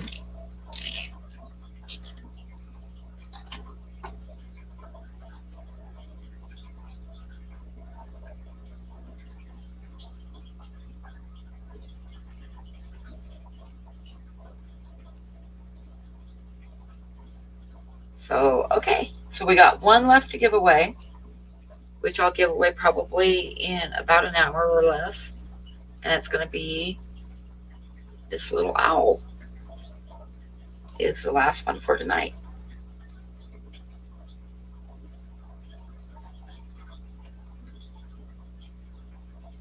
And oh, the other rule, just so you, in case you guys don't remember, is that you can only win one per night. You can win one every week, but you can only win one per night.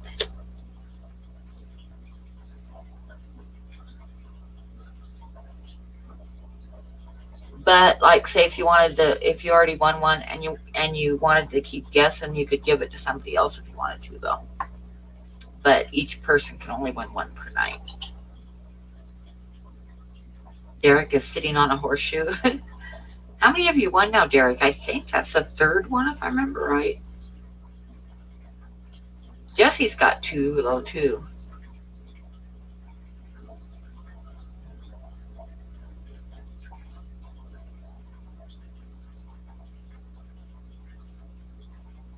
You're letting her guess the next one. And I know you should have listened to her. Yep, that makes 3 for you. I thought so.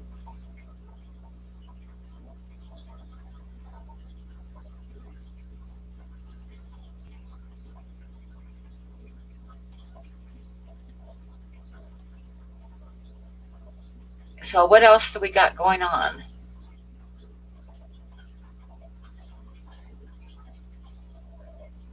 I'm going to post Candy's link for Candy's fundraiser again. So this is Candy's GoFundMe.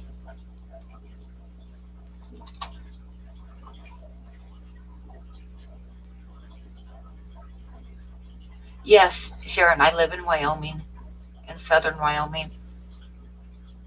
Oh, Alex, I'm sorry. Yeah, the owl's going to be the last one that I do. I know, huh? Because every time that I do one of the drawings, there's always somebody says 69, and I always laugh, and I'm like, I don't know why you guys keep saying 69, because it's not 69, and so I decided to do 69. uh, Everybody's having that problem right now, Scotty. It's not working for anybody. YouTube's is kind of like messing up on some stuff right now, but it's because they just have a skeleton crew working because of the virus. So, yeah. Thank you, Colette.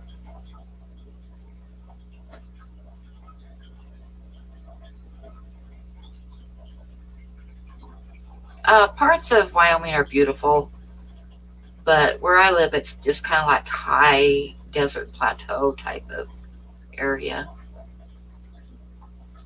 It's still pretty, but like up by Yellowstone and like over at Joseph and stuff, it's a lot prettier. I know Candy really wants the owl, so we shall see how she does. Internet in Connecticut is really having trouble. Oh, that sucks.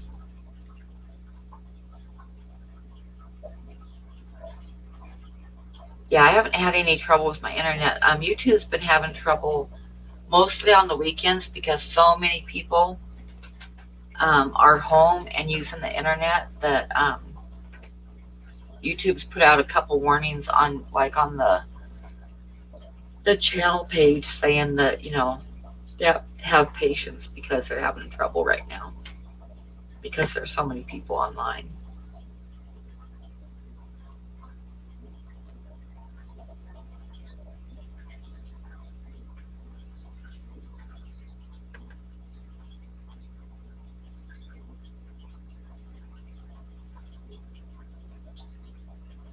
Hi, baby girl. How are you?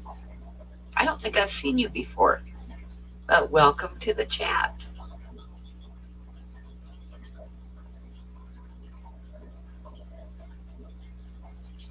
How many licks does it take to get to the center of a Tootsie Roll Tootsie Pop? The world may never know. I remember that. Probably nobody else in here does besides us two, but yeah.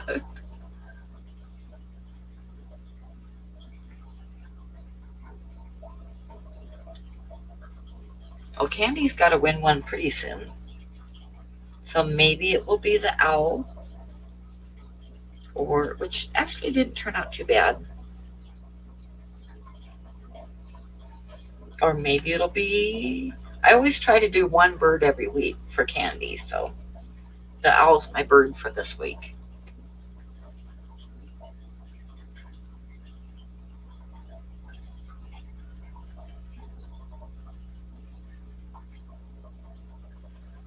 I need to. That reminds me, I need to get some eggs out of them. So I'll try to remember to do that this week, and then it'll be about a month, and I'll have some.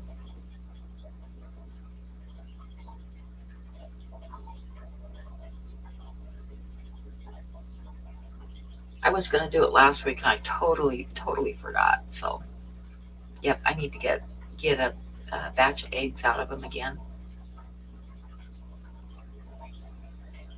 Right now, probably in a month it'll be fine. But right now, I wouldn't send anything live through the mail. right now anyway, because the mail is taking a long time.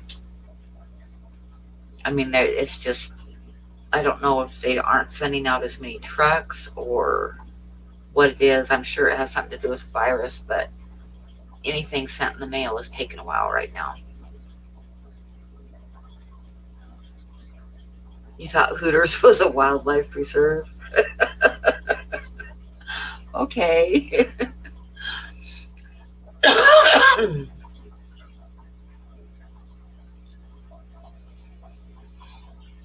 So I hope nobody's getting bored with me giving away drawings yet.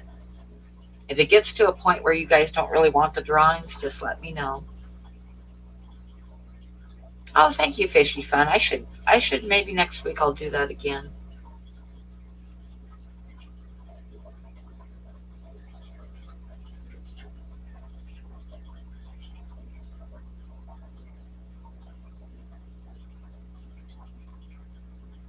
Oh, you found one of those owls, the saw-whet owls on the road and thought it was a baby. Yeah, they're really small.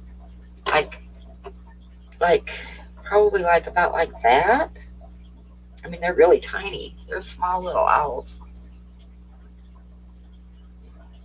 There's a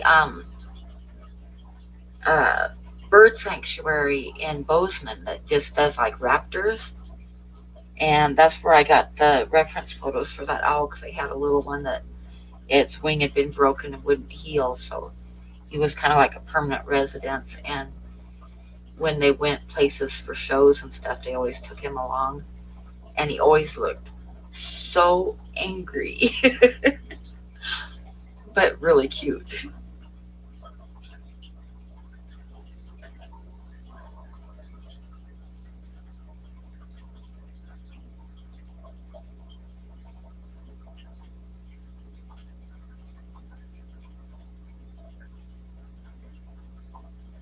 Oh, okay. Okay, that's why I hadn't seen you before. Well, hello, Mrs. Griffin. I think Lady Griffin is my favorite one of your names. I think that's a cool name.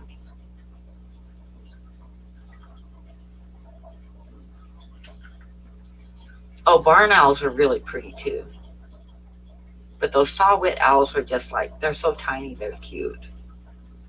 The other ones that I really like are those, what are they called? Candy will probably know.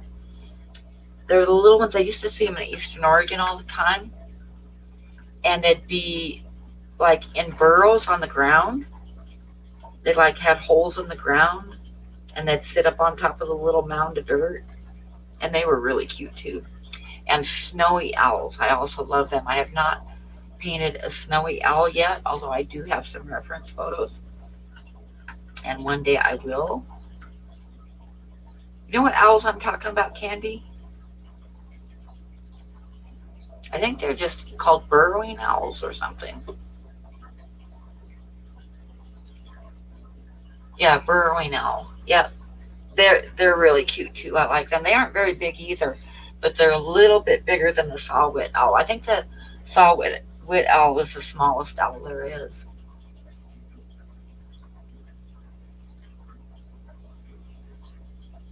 But barn owls are really pretty, and snowy owls are really pretty. If you look at snowy owls, like if you look them up, it says they don't come. They're like their range is up in Canada, but I used to see them in Eastern Oregon in the wintertime. Once in a while, we'd see them when we were out arrowhead hunting in the wintertime. The European eagle owl, I don't know that one. Mostly I know the owls that are in the States.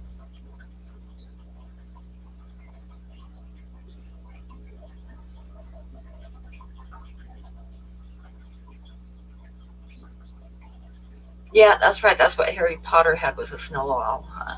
Snowy owl. Yeah, like I say, the range isn't supposed to be down into the States, but I'd see them every once in a while. And I got some pictures of them. Great horned owl. One time we came across one that had hurt its wing, and it was big and it was angry, and we left it alone. They very large.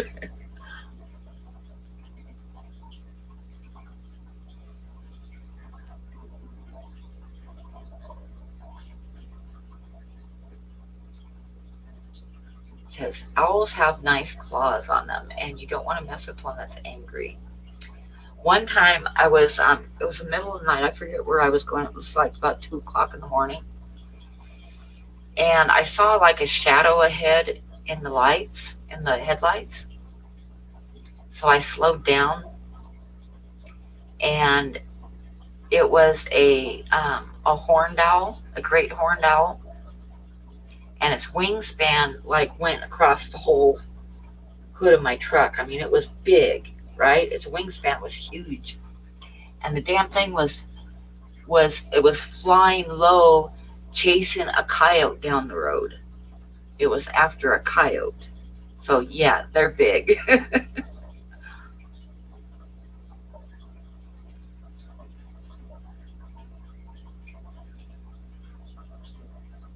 Your convicts are playing tetherball with the air stone.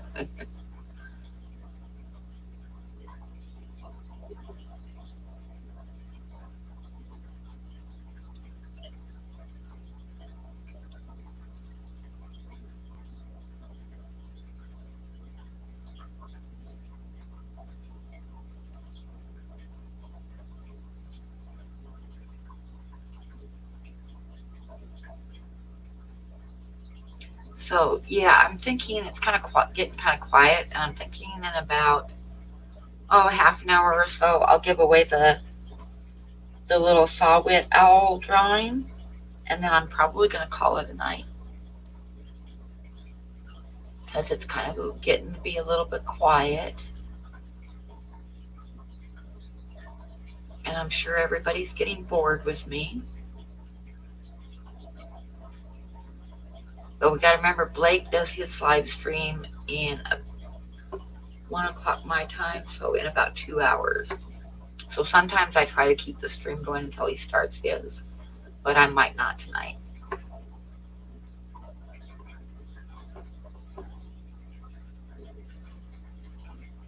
Oh, owls definitely will eat cats. Most definitely. If like a big horned owl, they'll definitely eat a cat.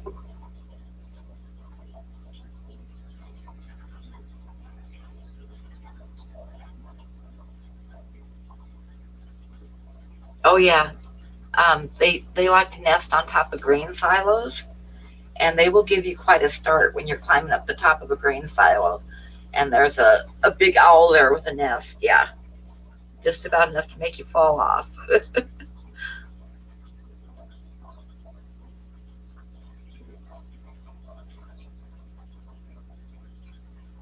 You had a great horned owl and it stole the neighbor's dog. Yeah, they will do it. They will do it. Eagles will too.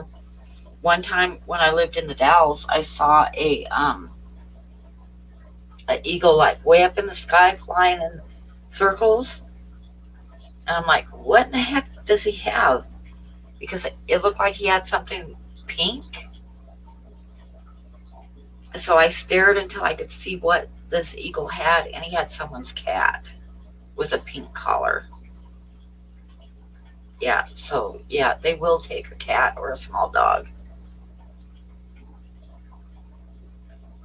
Oh, he's going on at 2 a.m. my time. Well, I'm not staying on here till 2 a.m. Oh yeah, owls are awesome. I love owls.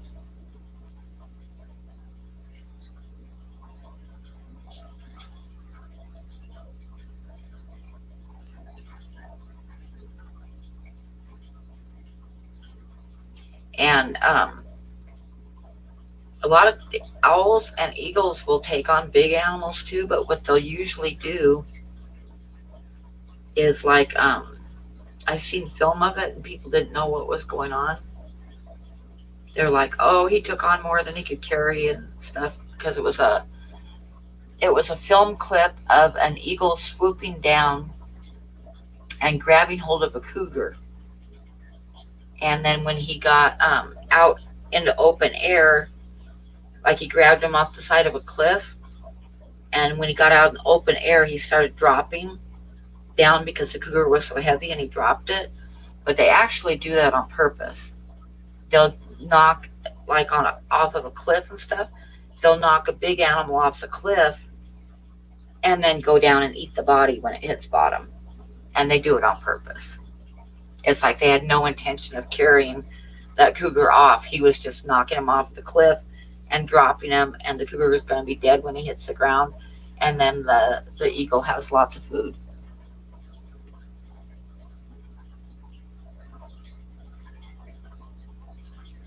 Yeah, golden eagles are pretty big too. I came across one time in Yellowstone that had a broken wing, and he was like on one side of the road, and on the other side of the road was the river, Yellowstone River, and off the bank there was a dead goose. And I think that what happened is he got hurt when he took the goose because his wing was broken, and he was up on the cliff on the other side. And I called the park rangers, and I wanted to take him into the raptor rescue place in Bozeman, but I talked to the park ranger. He came out and checked him out, and he said that their policy in Yellowstone is to let nature take its course. They don't rescue any animals or anything. They let it die and other animals eat it or whatever. But yeah, it was a great big golden eagle, and he had a broken wing. Hi, Lady Griffin's son.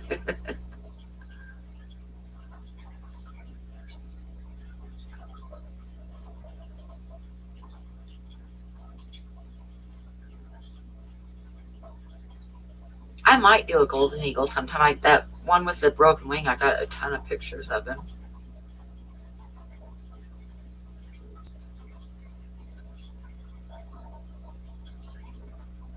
You're subbed to all the live eagle cams. Eagles are pretty awesome. When I lived on Cape Cod, I used to have bird feeder out all the time, and I would sit at the kitchen table and watch the birds outside at the feeder. And one time, my daughter and I were sitting watching the birds, and I got up and went to the bathroom. When I came back, there was not a single bird at the feeder. And I'm like looking out the French doors. I'm like, what did you do? There's no birds. Did you scare them off? And she was like, no, I didn't do anything. And then like the bird feeder was out in the yard a little bit. And then my eyes focused in closer, and sitting on the rail of the deck was an eagle. I'm going, well, that explains why all the birds aren't there. He was just sitting on the rail of the deck. It was like a juvenile bald eagle that didn't have his white head yet. But yeah.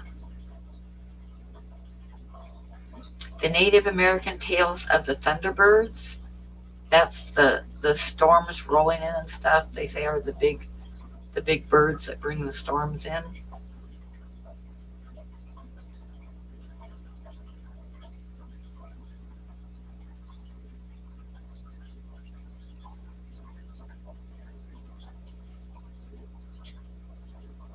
Oh, a 2,500-gallon pond. That is awesome.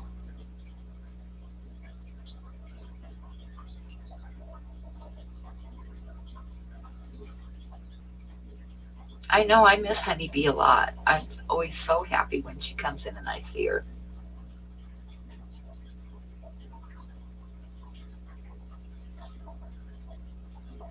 So are you making a koi pond, or are you going to put something else in it, Soggy?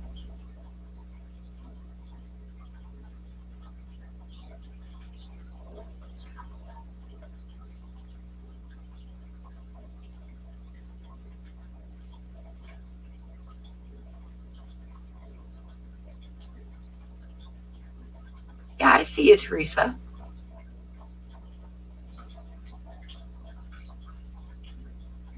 Oh, smoke alert. If you don't like smoking, you got to like blacken the screen for a minute.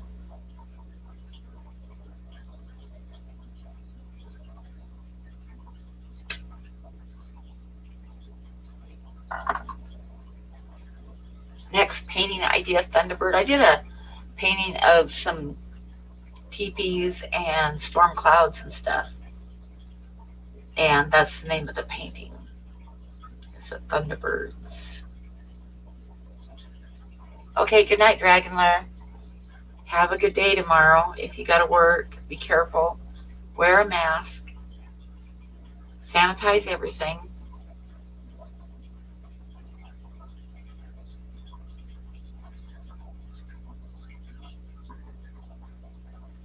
Five koi and about 400 guppies. That sounds like fun.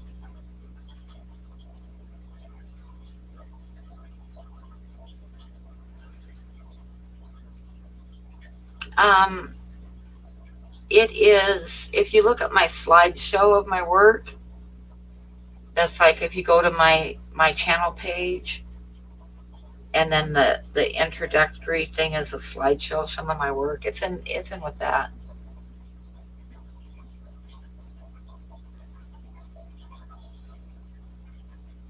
I did it a couple weeks ago in my little art critiquing thing, but I don't have it up anymore, so I can't show you from that.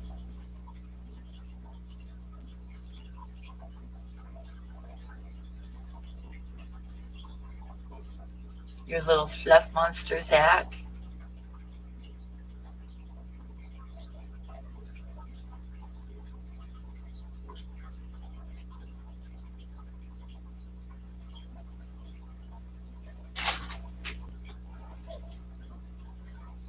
You moved up from a 40-gallon pond.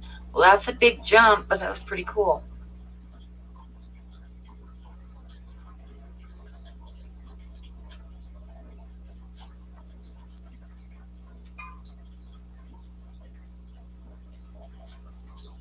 I don't know what the cat's doing, but I hear it causing trouble.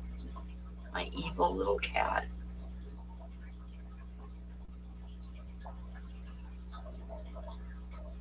I would do ponds if I'd do a pond if I owned my own place, but I don't, so. If I win the lottery and buy my own place, I'll have a big pond. I'll get that Greg guy to come in and build a pond for me.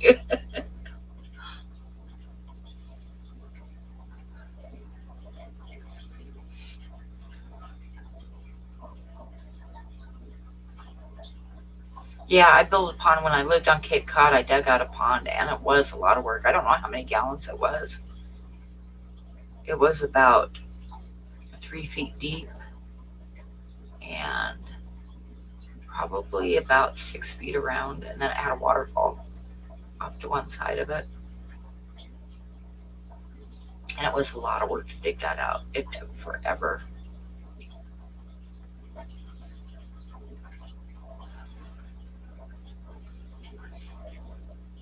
I am self-taught, and I'm still learning. Every piece I do, I learn something from.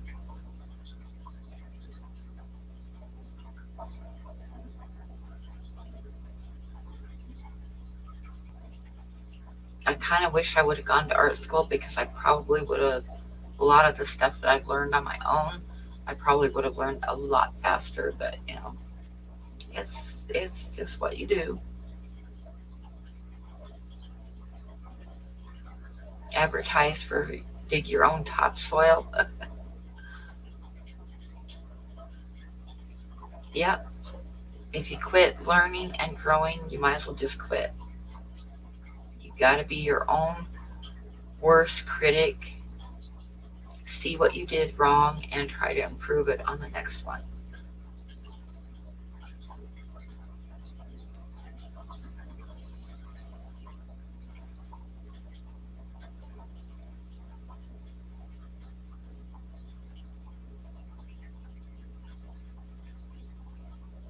You saw a lizard you never, like in a pet store or running around?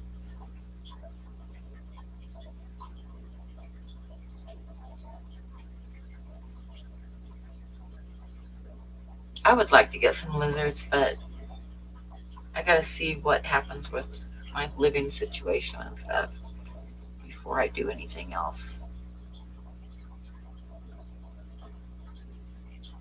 Well, if you get some more paint, Derek, order it online and use my link.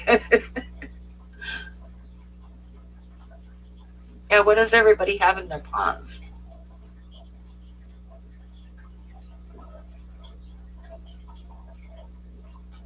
That's it. That's it.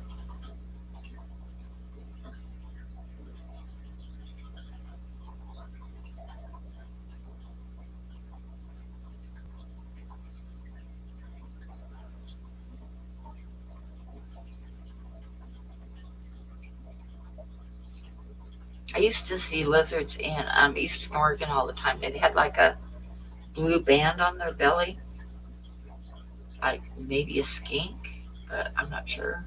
It was when I was a kid, but I just remember they had blue on them. And the other one was horned toads. And there's two different kinds of horned toads. There was some that were really super fast, and there were some that were smaller and chubby and really slow.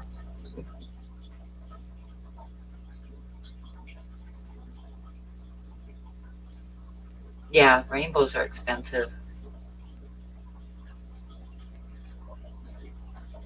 I tried summer tubbing a couple of years ago, and it actually doesn't get warm enough in the summer here because even when it's like 85 degrees during the day, it's still going to drop down into the 40s at night.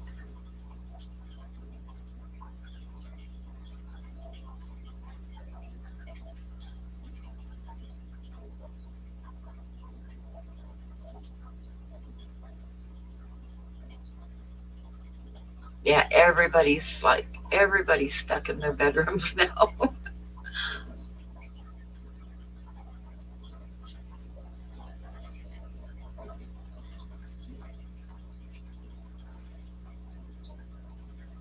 I kept like fancy gold when I built my pond. I kept fancy goldfish in it.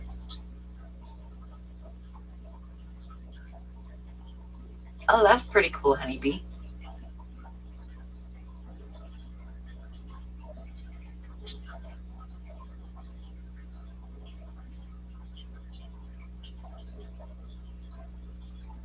Yep, a little bit of morning sun is the best, and then shaded in the afternoon when it gets hot.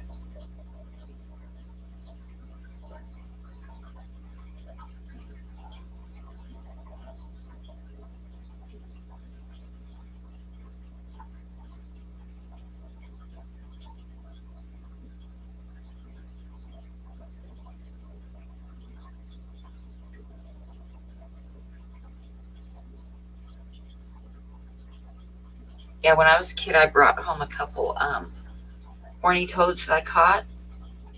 They were the fat, slow ones, and I had a big pin for them outside. And the next spring, they actually had babies. It was pretty cool.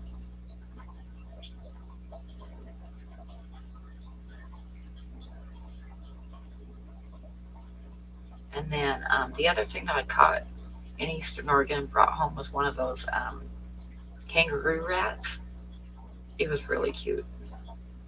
I had it in a big bird cage out in the garage. This little kangaroo rat. And my dad always wore, like, he was a truck driver, but he always wore like dress shirts to work. And they always had a pocket. And he'd kept a couple pins and stuff in his pocket. And my mom would always like wash his shirts and then hang them out in the garage to dry, and then she'd iron them and stuff. Because, like I say, that's just how he dressed. And I stepped out in the garage, and my mom had hung one of my dad's work shirts over the top of the cage that had the kangaroo rat in it. And the shirt was hanging there, and the bottom half of the shirt was just shreds. And the kangaroo rat had a nice little nest in its cage. And I sat there, and I knew he was going to be furious. And I just laughed, and I sat there and just like laughed for 20 minutes. Oh,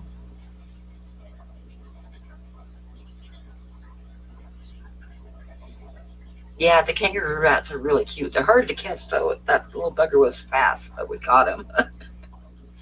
Had him for quite a long time.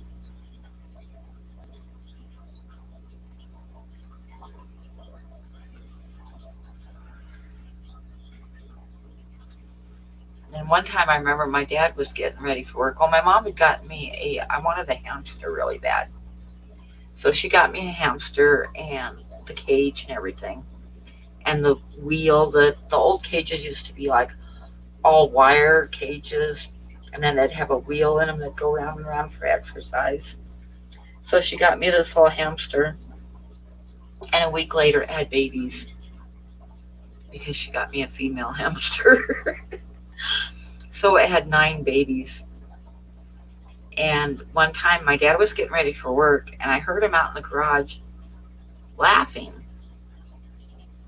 So I like peeked around the corner and looked out in the garage. Well, he always, like, say, wore a dress shirt and it had a pocket and he'd have pins in the pocket. And he was like standing over the hamster cage and he had one of his pins out, was holding it like that. And he was like, the mother hamster was going round and round on the wheel and he would stick his pin down through the wires of the cage and stop the wheel. And she would get off the wheel and look around and grab the closest baby and in her mouth and fling it across the cage and then get back on her wheel to go around. And then he'd wait a little while and he'd stop the wheel again and she'd get off and grab a baby and throw it across the cage. And he was standing there like laughing his ass off, tormenting the poor hamster.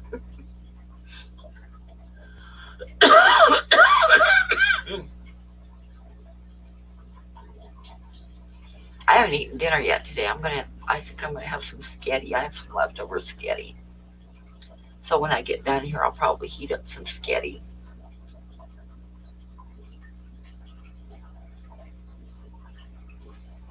Yeah, I wanted to have the hamster in my room because I love them, but the wheel squeaked. So it got put out in the garage. Your school hamster escaped and chewed a hole in the gym ceiling. Yeah. Yeah, the old cages had like a door that would go up and just slide up and down to stick your hand in. And that's the first thing I found out with the first hamster I ever got is I took a bobby pin and wire that door shut because they will learn to stick their noses underneath of it and lift it up and escape.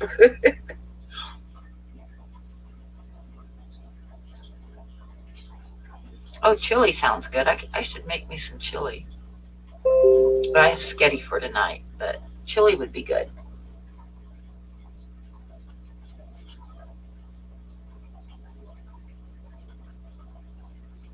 Oh, Soggy sent me a picture of his pond and it looks pretty cool. It looks really big. You need to like put a bunch of plants around it. You probably already did, but it looks pretty awesome.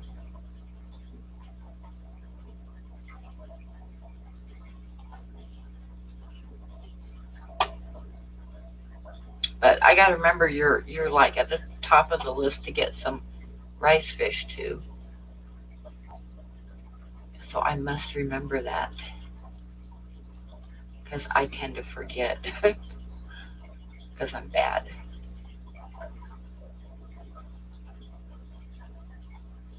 I got a gerbil one time, but the damn thing bit.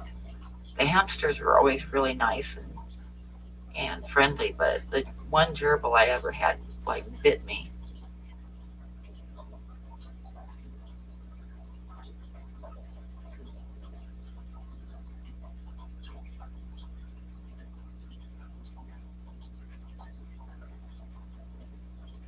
Spaghetti taco? No.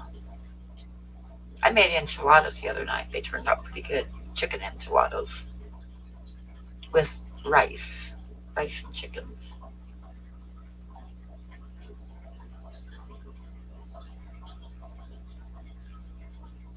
Yep, Ed got the last batch of rice fish. I got to remember in the morning put some stuff in there to get some eggs out of the rice fish.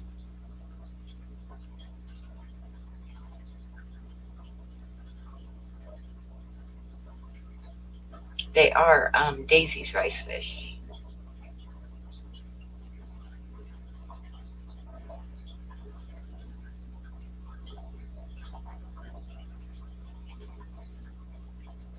I've never seen a flying squirrel in person. I've just seen film of them.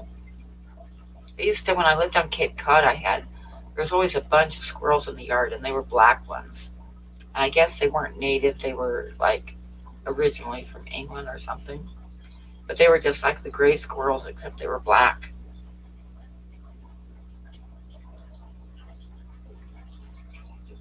50-mile-an-hour winds. That's just a breeze here, Ed.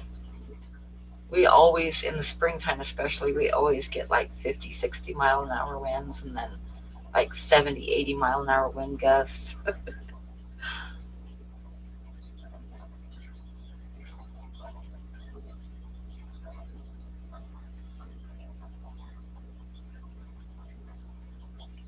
Now I'm getting hungry. I think I'm going to go ahead and give away the last drawing, and I'm going to call it a night because I'm not going to stay on until 2 o'clock in the morning. And I want to fix some dinner and then do a little bit of stuff before bed.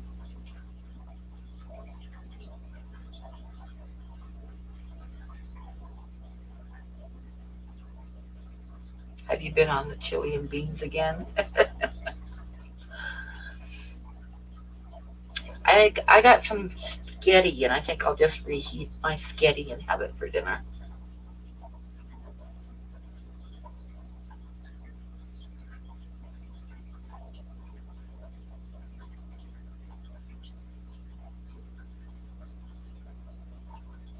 Yep, honeybee. I had one escape from one. The first one I ever got escaped, and it took me like a month before I caught it.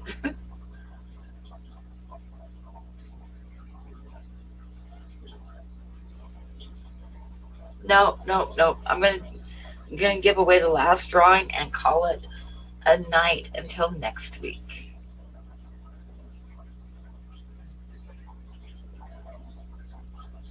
So okay, so we're gonna give away the last drawing. Candy, are you in here?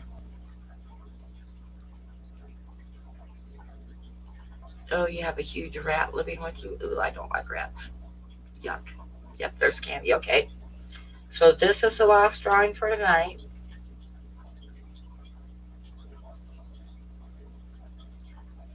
And I'm going to write down a number.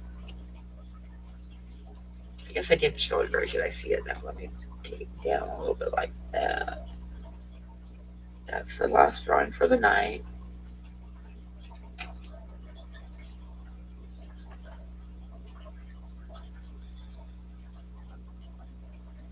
And let me think of a number.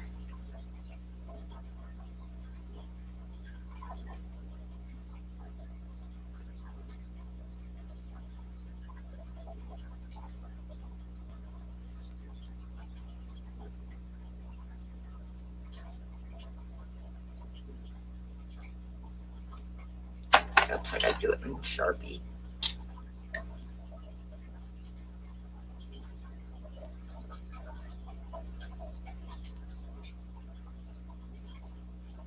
Okay, it's going to be a number between 1 and 50.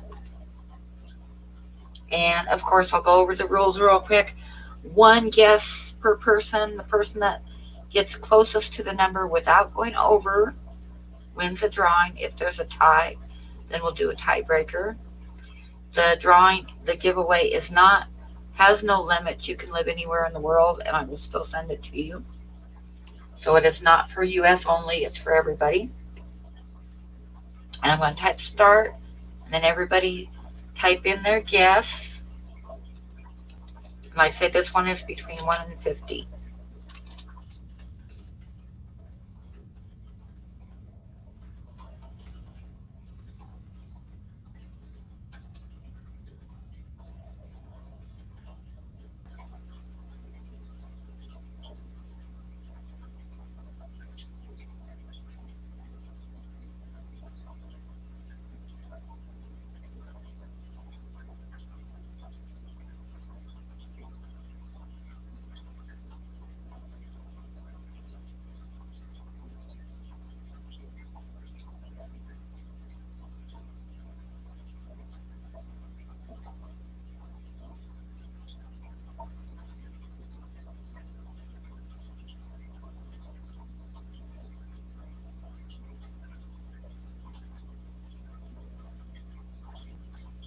Okay, we've slowed down.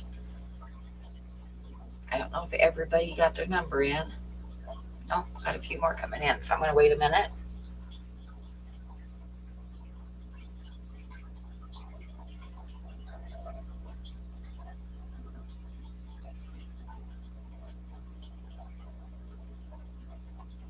Everybody done? 10, 9, 8, 7, 6, 5, 4, 3, 2, 1. Stop. Oh, and Anthony throws one in. Wait another second. Make sure everybody got your number in there.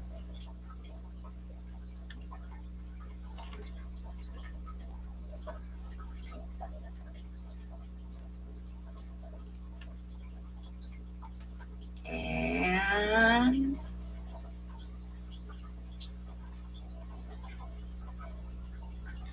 okay, I think everybody's got their number in.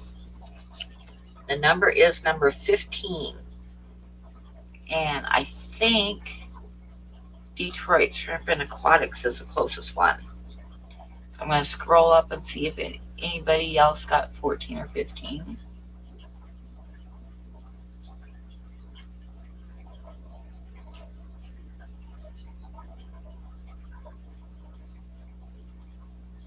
Scotty got 12.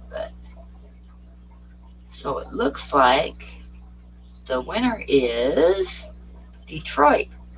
So I'm going to put in my email, and you need to send me your mailing address.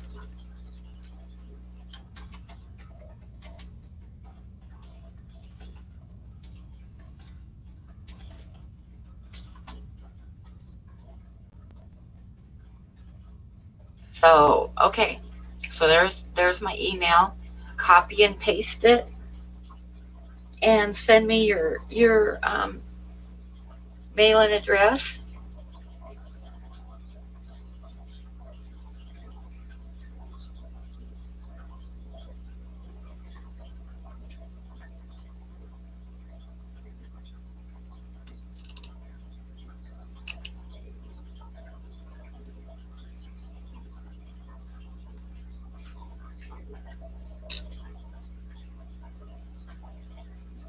Yeah, you won. So my email's up above, and like I say, send me your mailing address, and I will get them out probably tomorrow.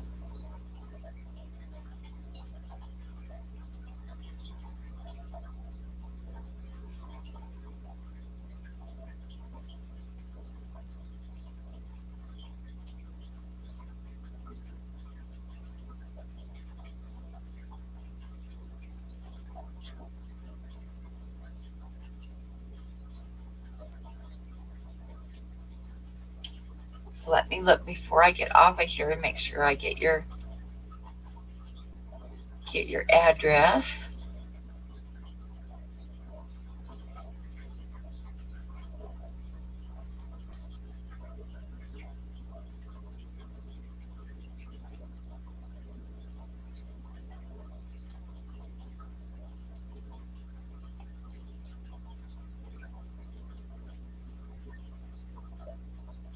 Or actually, you can send it to me whenever. I just don't want to make sure you send it to me tonight or tomorrow, though, because I want to try to get swing by the post office and drop them off tomorrow. Okay.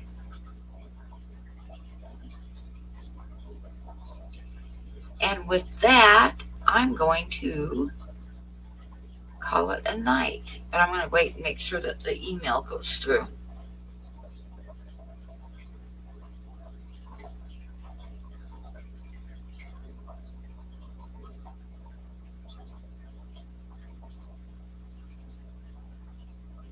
Yep. Good night, Scotty. Good night, Candy. I want to say good night to everybody. Mwah. Thanks for coming in and putting up with me rambling. It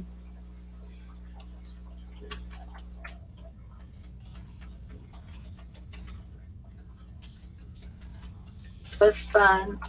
Now I'm going to go heat up some dinner.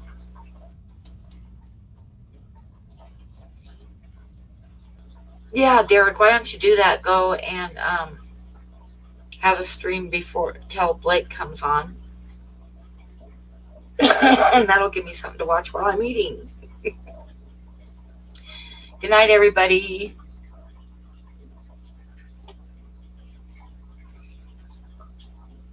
Where did my thingy go? Oh, there we are. Okay, good night.